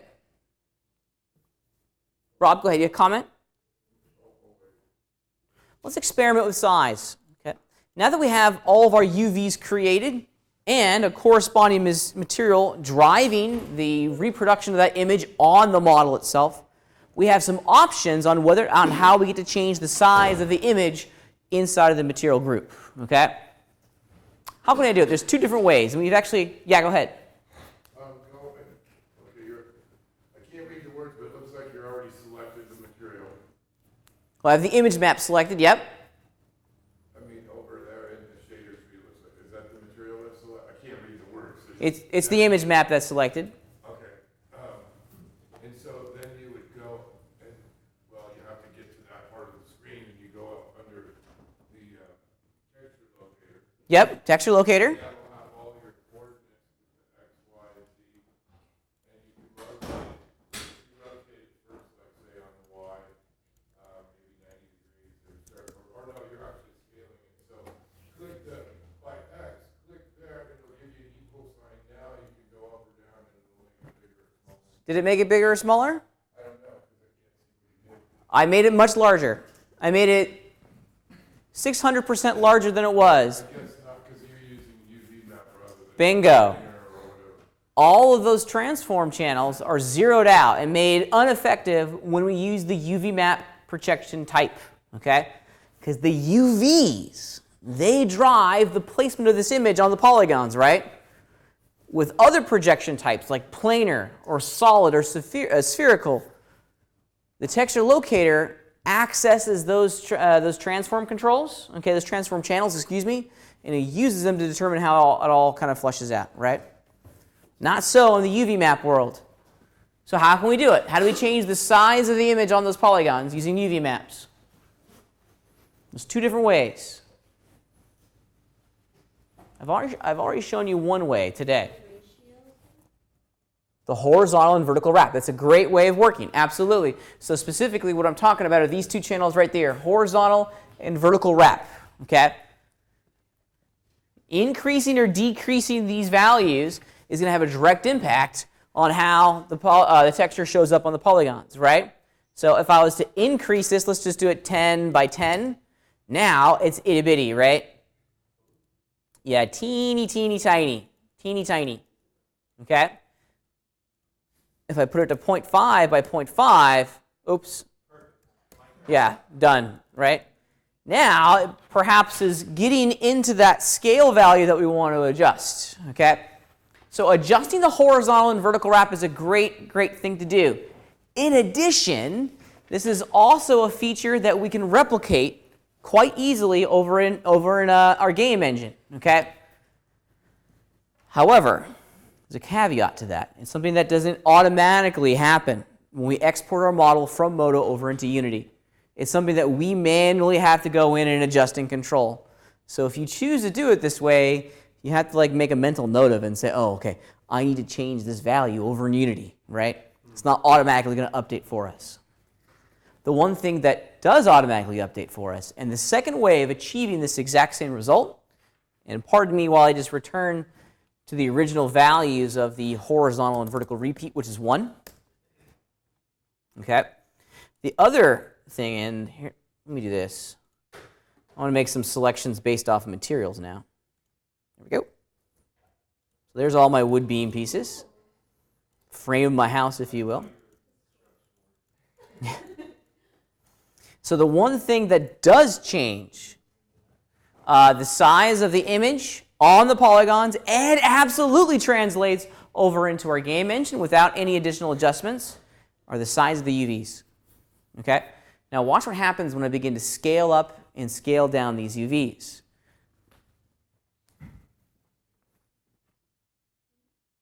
Hit the R key, I'm going to scale them uniformly. I scale them up, what happens? They get smaller. I scale them down, what happens?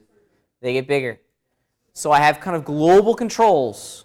Global controls. This is a great way of working because now we can kind of fire and forget. We set it up here in our UV workspace and we can generally kind of forget about it, okay, over in Unity because the size of the UVs determines how big the texture is going to be drawn on those polygons, okay? This is something that I wouldn't recommend doing until we're at this stage when all of the UVs have been created. And when they're all the same relative size, then we can make global changes pretty quickly. Okay? I selected all of them. I'm scaling all of them up and all of them down at the exact same time. So once we're happy with the size of the texture on the polygons, we have to start critically looking at the details because success is in the details. Now, up here at the top, we are being both successful and unsuccessful. Let me just filter my scene to make it a little bit easier to see what's going on.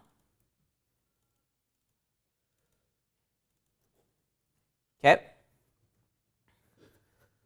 We are successful and unsuccessful in this one moment. Why are we unsuccessful, or what isn't successful? Yeah. You got it. Absolutely.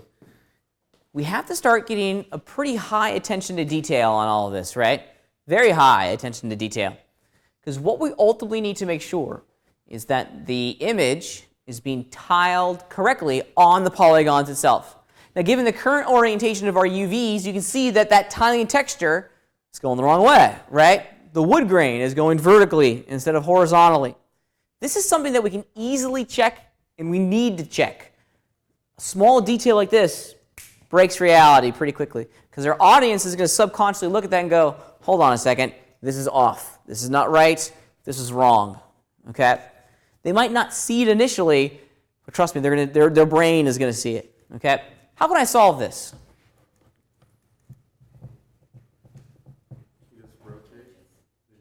Just rotate the UVs. Yeah, absolutely. That particular, that be. You got it. So I'm going to grab both of these guys. You can see they're just kind of chilling here at the center of my scene. Fire off the rotate tool. And I'm going to hold down the control key while I rotate to snap in 15-degree increments. Mission accomplished. Okay. Rinse and repeat throughout the entire object. Okay. One of the things that I do in the past, I have one of these saved on my workstation at home, and I apologize for not bringing it, but this is basically what it is. I have a texture. Believe it or not, that's just arrows, okay? That's all it is. And whenever I'm doing wood grain, I throw this on to every single board to make sure that I visualize the correct orientation of my wood grain, okay? It's a fast, easy, quick way of ensuring that everything is flowing visually the way it's supposed to flow, okay? Let me jump back over to Modo here real fast. I'll add that image map in. Actually, I think I already have it in. Yeah. So I'll use image map clip browser. I'll select the one that's already imported in. Now clearly way, way too big. What if I put it like by 10 by 10? There we go. This actually helps, okay? This does a great job of visualizing the flow of wood grain locally to each beam inside the entire thing, okay? It's a quick, cheap, easy utility and very helpful across the entire network, right? Because now I can just take a step back. If all the arrows are going the right direction, mission accomplished. If I visualize, if I see one that's not going the direction I want it to go in, then I can fix that pretty quickly. Okay? And I think I'm pretty good. I'm pretty sure I dialed all these before I started. Yeah. Okay, cool. So let's just delete that. Don't need it anymore. And now I'm off to the races. Okay? All right, let's do one more. Let's do a couple more, actually, because there's some things in here that I want to do. Let's do the roof. Okay? Now, over at textures.com, they have a lot of fantastic, fantastic resources and textures for roofs. Let's go find one real fast. Okay, I think they even have, an entire category here called roofing. Now, this is where we get to go shopping for a bit. But does anyone speak German? That's not other, the seashell ones? This one right here? Why not? It's a seamless texture. Let's check it out. Let's preview the seamless texture. Lovely. That's going to be my roofing material. Okay? This is going to be it. Let's do it. Why not?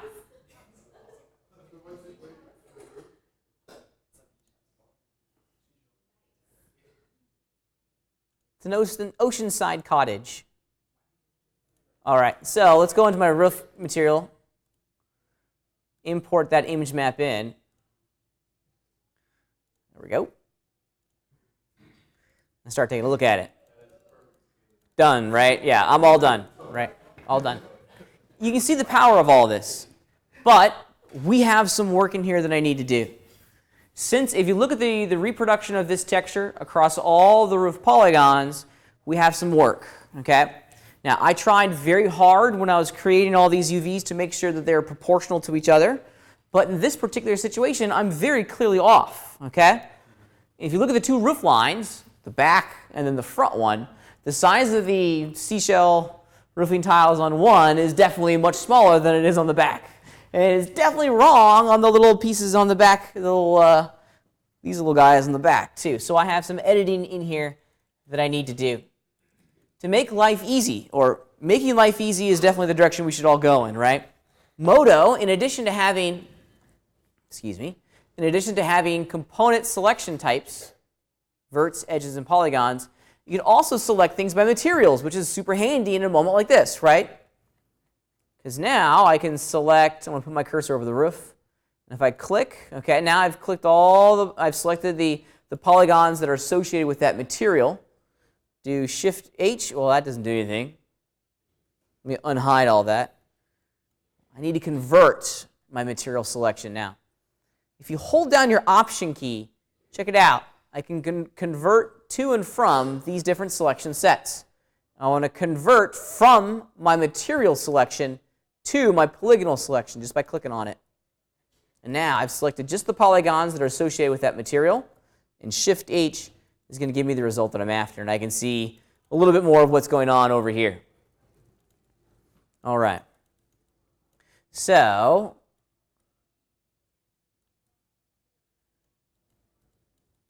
let's bring all of these guys, just visualize, just very quickly get them roughly in the same location. Okay. So I certainly could go in. I certainly could go in and manually scale these to the right size, right? I could do that. That's no problem. I can go in here and just double clicky click. You know, oops. Scale them up to get them to the right size. I could do that. It's a tremendous amount of work. I have 1, 2, 3, 4, 5 separate UV islands here that I all need to make sure are in the exact same textile density. I'm sitting in front of a gigantic thinking machine that's pretty advanced and it's got some neat stuff. Let's have it do it for me. Does anyone know how I can very quickly get all 5 of these UV islands to the exact same proportional scale, aka textile density? Pack UVs. Pack UVs does a really great job. Let's do it real fast. I'm going to select these guys. I'll run pack. There it is. There we go. And here's what I wanted to do. You could just say, you can turn all these off, by the way. And here's how I kind of think of it. This is move. This is rotate, or excuse me, scale. And this is rotate. Okay? I don't necessarily want it to rotate them, so I'll turn that one off. I don't necessarily need them to move, but I do want them to change the size. Bloop. Bingo. Okay? Yeah? How would you change the orientation since the clamshell is going up on that center group? We're going to come back to that here in a minute. Yeah, that's the next step. So that's part of it, right? Yes, absolutely. Yeah. Let's look real fast at what we've accomplished. Because with the clamshell ones, it's really, really easy to see kind of what's going on. I'm not 100% sure these are the right size, but they're very, very close. Sometimes it's hard to know with the texture that's applied to it. But looking at that one, that roof, and this roof, I'm pretty confident that those are pretty close. Okay? I'm happy enough to move on. All right. So life is looking pretty good here. If I select all of these globally and scale them down together, or excuse me, scale them up, now I can get them kind of working the way I want them to work, okay? This is where I get to be the most creative and figure out how big or small I want all of my individual seashell roofing tiles. And that's a step in the right to get. Those are big seashells, but whatever, okay? Okay. Let's take a look here. Now, success is always in the details. Yeah, these look pretty good. I wanted the other roof. I apologize. Shift H. Okay. Now, this one we have some problems, right? Because on the back side of my house, mission accomplished. Yay! Okay, good. This is good. If you look at the details of the picture now, just the picture, the image map that's showing up on the polygons, this looks right. The pattern, the roofing tile pattern is correct. Okay? They're all overlapping each other correctly. I spent a summer as a roofer, and I'll never do that again. I hated that job. I hated every moment of that job, but I know a tremendous amount about how roofs are put together, and this is good. This is the correct pattern of it, right? If we compare that pattern to the other side, what's the problem? Go in the wrong direction, right? So what do we need to do? Flip it, right? But it's all one piece. So if I rotate one at the moment, so if I fix that side, now I've broken that side because they're all one piece. Let me undo that. There we go. So how can I fix this?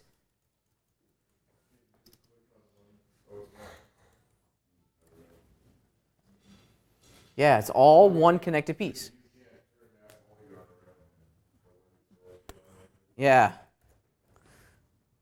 I can, but that there's a better way of doing it, okay? Because we don't want to cut and paste the polygons because they're all connected to each other. But the guys down at the foundry have given us a very great tool because they know our workflow. They know how we do this, how we go through this process. And what they've done is they've given us an option here in our transform tools called tear off. This is something that you're going to find both in the move, rotate, and scale tools inside the UV editing tools. If tear off is enabled, check it out. Now I can rip that off if I can do it. There we go. Of Where's my mouse? Okay, let me do it numerically because that's going to drive me crazy. There we go. So negative 180 degrees. Okay, rock and roll. The model is still one piece, but I have individual control now over that part of the mesh, or of the UV, excuse me. Okay. Pretty cool, huh? Now this is something that we may have to do in a lot of situations. This down here, these little pieces, is another great opportunity for us to infuse a little bit more detail. We probably shouldn't be seeing the seashell texture along the border of the roof, right? That's not how a roof works, okay? We should have some other detail, or maybe we should put in those wood beams again, right? Well, we already have the UVs for those things created, so if I fire off the move tool, just ensure that tear off is on, by the way. I can move those UVs out of the way. Cool. And now, if I select them, let's see, I'm also going to separate them from each other. There we go. And I'm going to reassign them to the wood beams material. Okay? And herein lies my challenge now, because I have to kind of match. This is where my arrow thing kind of comes in. Getting there, getting there, getting there. Somewhere right around there. Okay. Maybe. There we go. That looks a little bit more realistic. Okay. I like that. I like that very much. Okay. So we need to look at our models a little bit differently now. Success is in the details. Believe it or not, these little transitions between the different areas of your mesh are going to have a big impact on how your audience interacts and understands the totality of this shape. One last thing. Let's talk about this main roof. Okay. If you look at it here, of course, these guys, let's just select it. And I'm going to start reassigning some of these guys. Let's move it. Turn tear off on. Move them away. Let's reassign those to wood beams. So we're kind of generally getting the exact same thing that we had earlier. Okay. I'm going to say I'm happy with that. But, things are moving in the right direction until we look on the underside of the roof. What should we be seeing on the underside of the roof? Not seashells. Not seashells on the underside of the roof, right? Great for the outside of the roof. Underside of the roof, we need to think of something else, right? There are any number of ways of getting to this final result. However, I want you to look at this. Over at textures.com, they have a whole series. They kind of know what we're doing here. Let's go back to roofing. I think there's even, inside. Check this out, right? Now, if you did this geometrically, rock and roll, but there's also a lot of seamless tiling textures here that you could apply to the underside of your roof to get the realism that you're after. Let's do it real fast, because there's a couple caveats that I want you to see in this workflow. We have to be strategic. Since that one image is going to be blasted down both horizontally and vertically across the entire area, a texture like this is probably not a great idea. Why? Yeah, noticeable patterns, right? Noticeable pattern, and it's not tagged as seamless, so that one's kind of out. Okay, you don't have to exclusively use seamless textures, but it certainly does make your life a whole lot easier. But the pattern in here, the feature of the picture itself, is so noticeable that it is immediately taken out of contention. All right, let's choose. I'm kind of going for an old English style, so I don't know. Let's choose this one. It just happens to be seamless. Let's preview it. Perfect. That's exactly what I'm after. Let me download that one real fast. There we go.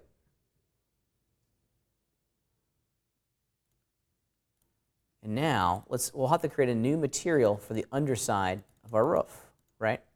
Since I already have the UVs, this is easy, right? Call this roof underside. And let's import an image into that group.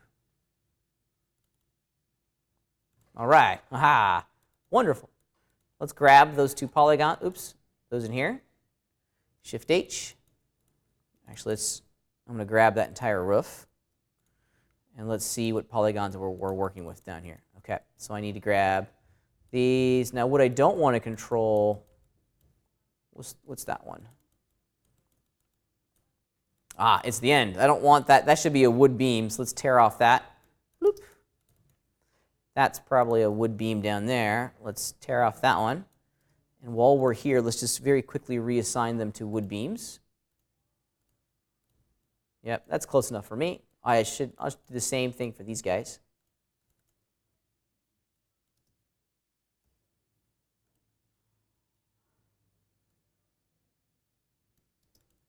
Coolio, looking good. And now let's focus all of our energy and attention on these two pieces. Okay. Oops, looks like those guys didn't get the correct material tag. So let's do it roof side, roof underside. There we go. Life is good. Now this is the fun part about working inside the UV workflow, is that I get to continue to sculpt and change how my audience understands and perceives this feature, this detail, if you will, of my model with the texture itself. Okay? Now at the peak there, up near the ridge line of the roof, I probably don't care so much about that. Okay? However, I do care greatly about the bottom of my roof. Down here, looks like it's a little too big too. Let's scale these UVs up a little bit. Try to match the size and yeah, it's pretty close. I'm happy with that.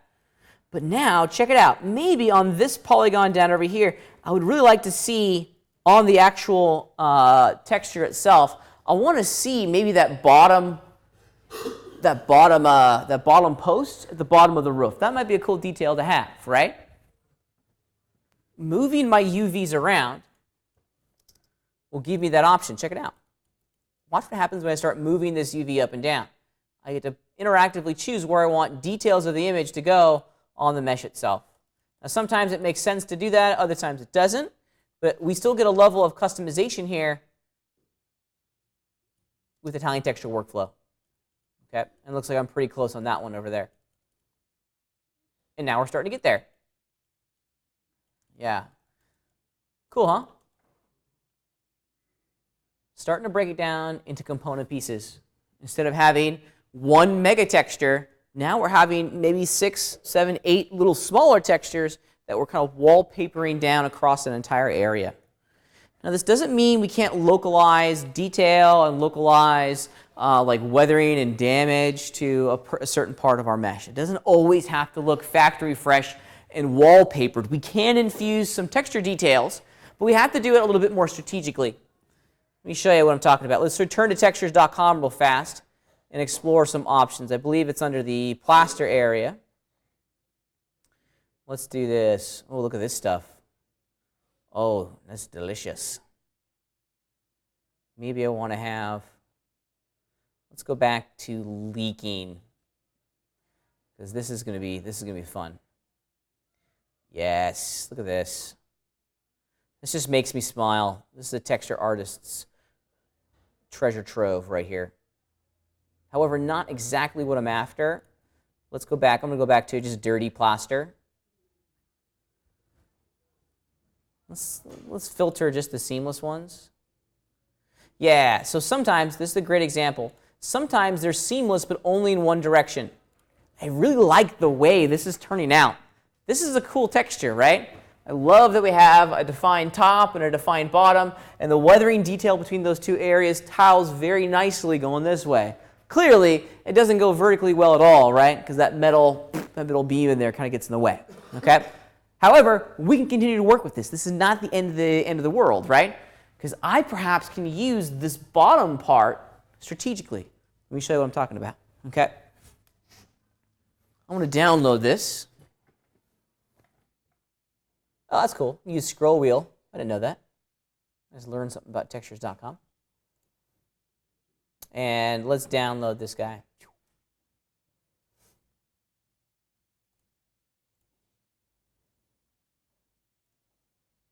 Let's find my plaster. There it is. Load it in my image map. All right. Now, things are starting to look pretty cool. Look at all my plaster in here, and it's going okay. It's going okay. However, that's not so hot up in there, right? Let's check it out. Let's find those UVs. There they are. Okay, now as far as the size of the image on the polygons, I'm happy with that. I really am. This is all looking pretty good for me. I just don't want to see that middle lip. You can see right there where it's starting to repeat. Well, what if we do this? What if we go in and start making some adjustments? Can I move that down? Well, I don't have a whole lot of wiggle room because if I move it down, I'll start to see it repeat down there at the end. So let me undo this. Okay, I'm about to open Pandora's box for you guys. This is one of those, this very easily gets filed into only you can prevent forest fires, and you and only you are the operator of your machine. So if you break Moto, it's your fault, not mine. I find working inside the OpenGL viewport troublesome at times when making small corrections to my textures, right?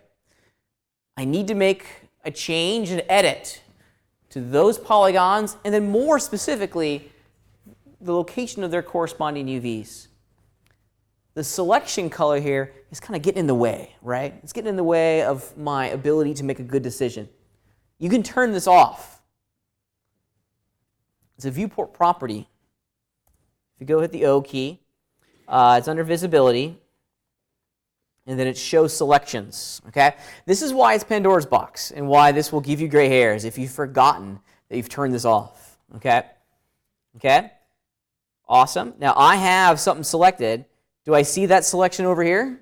No. So this is why I can go drive you crazy, because if you're not aware that you've selected something, you'll click and you go, why am I, this is definitely something that if you're in the modeling tab, you're like, so if you turn it off over here, okay, you click on it, you're like, why isn't this not clicking the edge loop? I should be seeing selections here. And you will drive yourself crazy if you don't remember that you turned this off, okay? Trust me, I've been there myself. And then I went, oh yeah, now it does. Yeah, it's okay, don't do that in the design lab because that's pretty messed up, okay? If you change it over in the design lab, just make sure you change it back, okay? Because that's pretty hardcore messed up. All right. However, yeah. So this is a total tangent, and this is something that this is a great practical, or used to be a great practical joke. In the early days of the Mac OS, you can't really do it so much anymore because of the dock in the Mac OS now. Because in the Mac OS, no matter where you put your dock, if you put your cursor down there, it's going to pop up. You can even put the dock over here on this one. Well, in the early days of the Mac OS, you couldn't change the location of the dock. It's always been there. Nor could you really change its visibility, right? Unless you really knew what you were doing. Okay, you could go in and hack the code. There's a preference in the old, this is like version 3 of the Mac OS, right? Maybe a little bit later than that, version 8, before they went to version 10. I remember we played a practical joke on one of the guys we used to work with, and it was great. It's a fantastic practical joke. We took a screenshot of his desktop, right? And we set it as the wallpaper of his desktop. And then we turned off his dock, and we also turned off the system bar at the top of the screen. So he came to work the next day, and he was sitting there, and it was great because all of us were kind of watching and waiting to see what was going to happen, right? And he sat down at his desk, started to work, right? And he moved his cursor over, he double-clicked on an icon, it didn't work, right? Then he double-clicked, the cursor was still there. It was just and he double-clicked on it, didn't work. Double-clicked on it, worked. And then you can see that he was getting really upset and aggravated. Then he went down to his dock and double-clicked. And then, of course, at that point, we were all laughing and rolling on the floor because it was a great little nerdy practical joke. Can't do that, unfortunately, anymore. Anyways, all right, stupid little tangent. All right, so now with that selection off, I can see a little bit more directly the edits that I'm making. However, that band in there is being a little bit troublesome. So what if I scale it, and I'm scale it down just ever so slightly. That's not enough to make an impact on the reproduction of the texture. There we go. And shoot, I probably could have done all of these, or especially those two at the same time. Awesome. Because now we get a little bit more weathering detail down there. We don't see that band over there. On this side, it's not really a problem. Let's see. So you can kind of pick and choose where you want your UVs to operate in conjunction with the texture, right? Gives you a little bit more flexibility. You can infuse, like, look at that. That's great little texture detail down here at the bottom that kind of comes for free. It's making, well, it's covered up by a beam, but I think you get the idea, right? Oh, even if it's covered up by a beam, you know, if I wanted that back.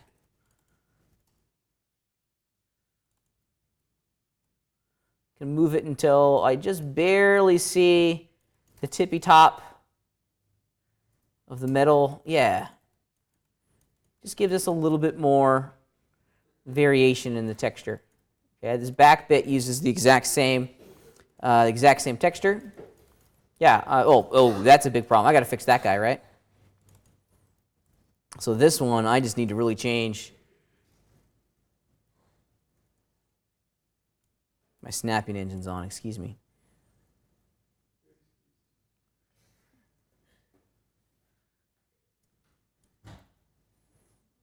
Yeah, awesome. They all look similar, but they all look different at the same time, too. Okay.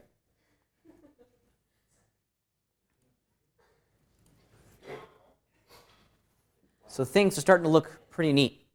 The tiling texture workflow allows us to very quickly infuse a tremendous amount of surface detail with images quickly on large objects. Okay? It's pretty neat. I think you're really going to dig it. Okay, I know I do. This is going to be a foundation that we're going to continue to build on. Not next week, because next week is almost going to be exclusively Unity stuff. But the week after, we're going to look at this again. Okay? This is how the big boys do it. Okay? This is how, when you're looking at games like The Division, or I'm playing a lot of The Witcher right now, which is a great game. Okay? You look at their sets and props. These are massive castles, right? And they're exclusively using this tiling texture workflow to drive the end result. Okay? It's not about making local texture sets anymore that only can be applied to this one object. You'll see this next week. What's cool about the Unity workflow is that since it's material-centric, I can reuse materials, right? So the same material that's drawing the surface information for this wood post can be applied to another model. Okay? We can recycle these pretty quickly. Yeah.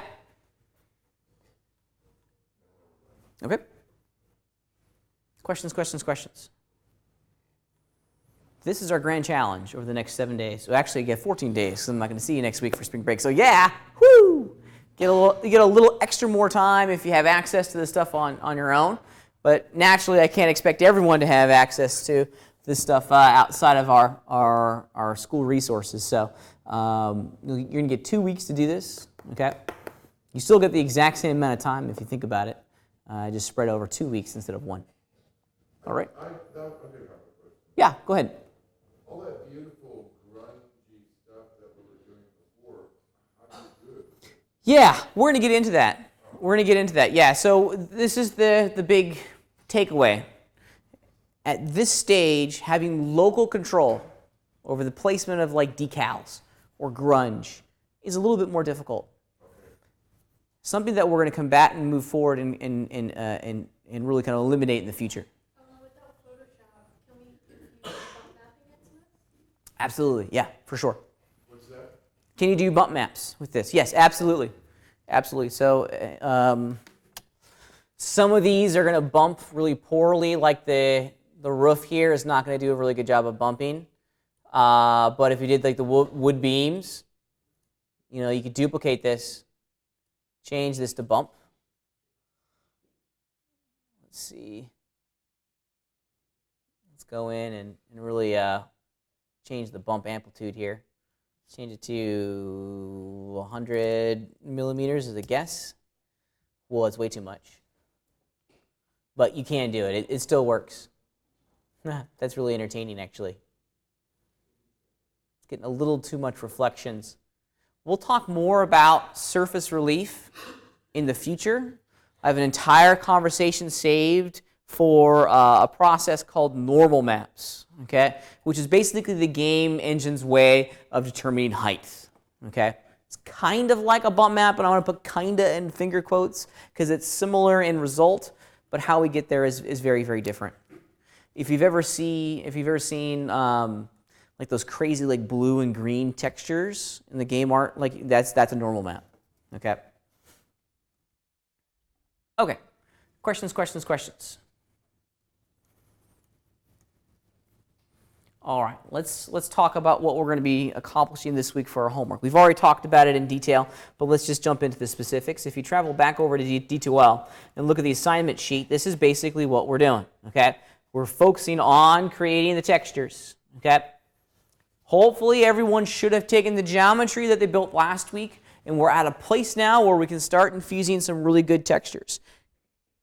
Your goal over the next 2-week period, or actually the next just period of time, between now and the next time we see each other, is of course to make all of the UVs and all the tiling textures for your objects in your scene. Okay? Now, if you've gone in and you've incorporated some detail pieces, and I hope that you have, like little barrels or crates and anvils and props, those probably need to run through a traditional prop texture workflow, sending them over into Photoshop, painting some textures real fast, okay? While we can use tiling textures for those things, I think a single texture set, as we've done in the past, is probably the correct technique for smaller prop pieces. Yeah? So, the thing, like, can you, I can't speak. The crates or whatever, or barrel that maybe you made before, can that be brought over into there?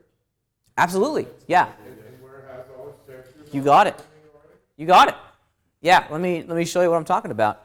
If you go into Model, okay, and I'm going to turn off that bump map real fast just because it's making a lot of high frequency noise. Okay, so of course we can do File, Import. Okay, or if you already have the project file open, here's a great way, and I actually like this. This is actually my favorite way.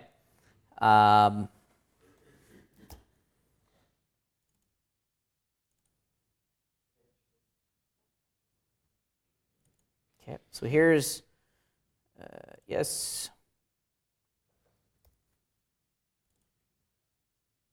I'm relinking the texture right now. There we go. All right, so here is my barrel, or my crate, right? All textured, UV, mapped, ready to go. Final art asset, I'm done with it, right? Here's a fantastic way of very quickly importing this asset into an existing scene file like your blacksmith shop, okay? Notice over here that I have both my wood crate project file open and my forge project file open, okay? Is that your forge, is that your, That's my blacksmith shop, yep. Just gonna drag and drop. Now you're gonna get a little pop over and it says, what do you want to import? Do you want to import all the children mesh items or the children items of this object? Well, I don't have anything like that for this particular file, but if you did, that's something to keep in mind. And then most importantly, shaders, right? This is your materials and all the image maps. So you definitely want that. So let's hit OK. Now we're back over here in my forge. There's my crate. There it is. Separate mesh item. Now, it's a little too big. This is a really big crate, right?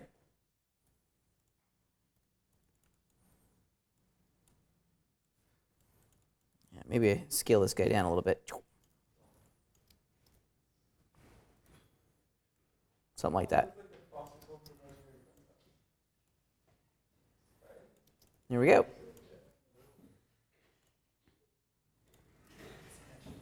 And now it's in there. Okay? Great way of doing it. Yeah. the blacksmith site? Same thing. Yeah. Sometimes, like, it was gonna be made into one of those little models, Uh-huh. because I put my blacksmith sign on my building, and when it came, I built the building, you know, Big. to relative scale, Yeah. right? Because I didn't know how, but when it was there, it would have been like a little something sitting on the windowsill. Okay. Well, you scale it, make it bigger. Yeah. But when you scale it up, of course, the UVs that were in it that were created No, they weren't, because you don't scale the UVs. The only place you scale the UVs is in the UV workspace. If you scale the model here, the UVs don't change their size. Excuse me. Oh, because they Yeah. showed up when I made it big, it got like pixelated, where you just like blowing up a photo you made in Photoshop. I think you were doing something wrong then. Yeah, because I scaled my model down. I could have scaled it up, and it would have made a difference. The UVs are the exact same size, the exact same location, because I wasn't manipulating the UVs. I was only manipulating the polygons. Yeah. Yeah. So if I go in, Well, if you made that box as big as the house, maybe your little labels would get blurry. let's find out.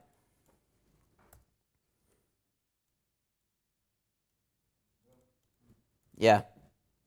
And notice that the UVs didn't change their relative size inside the positive UV quadrant. So we must have had something maybe selected in there inadvertently that was scaling something incorrectly when you did it.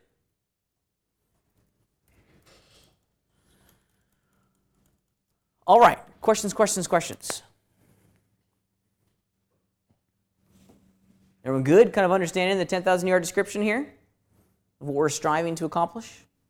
All right, we got about 45 minutes left in class.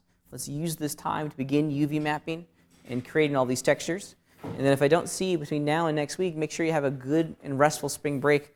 And of course, naturally, we'll see you in 2 weeks. Okay? Let me stop the live stream. I'll give you a hand, okay?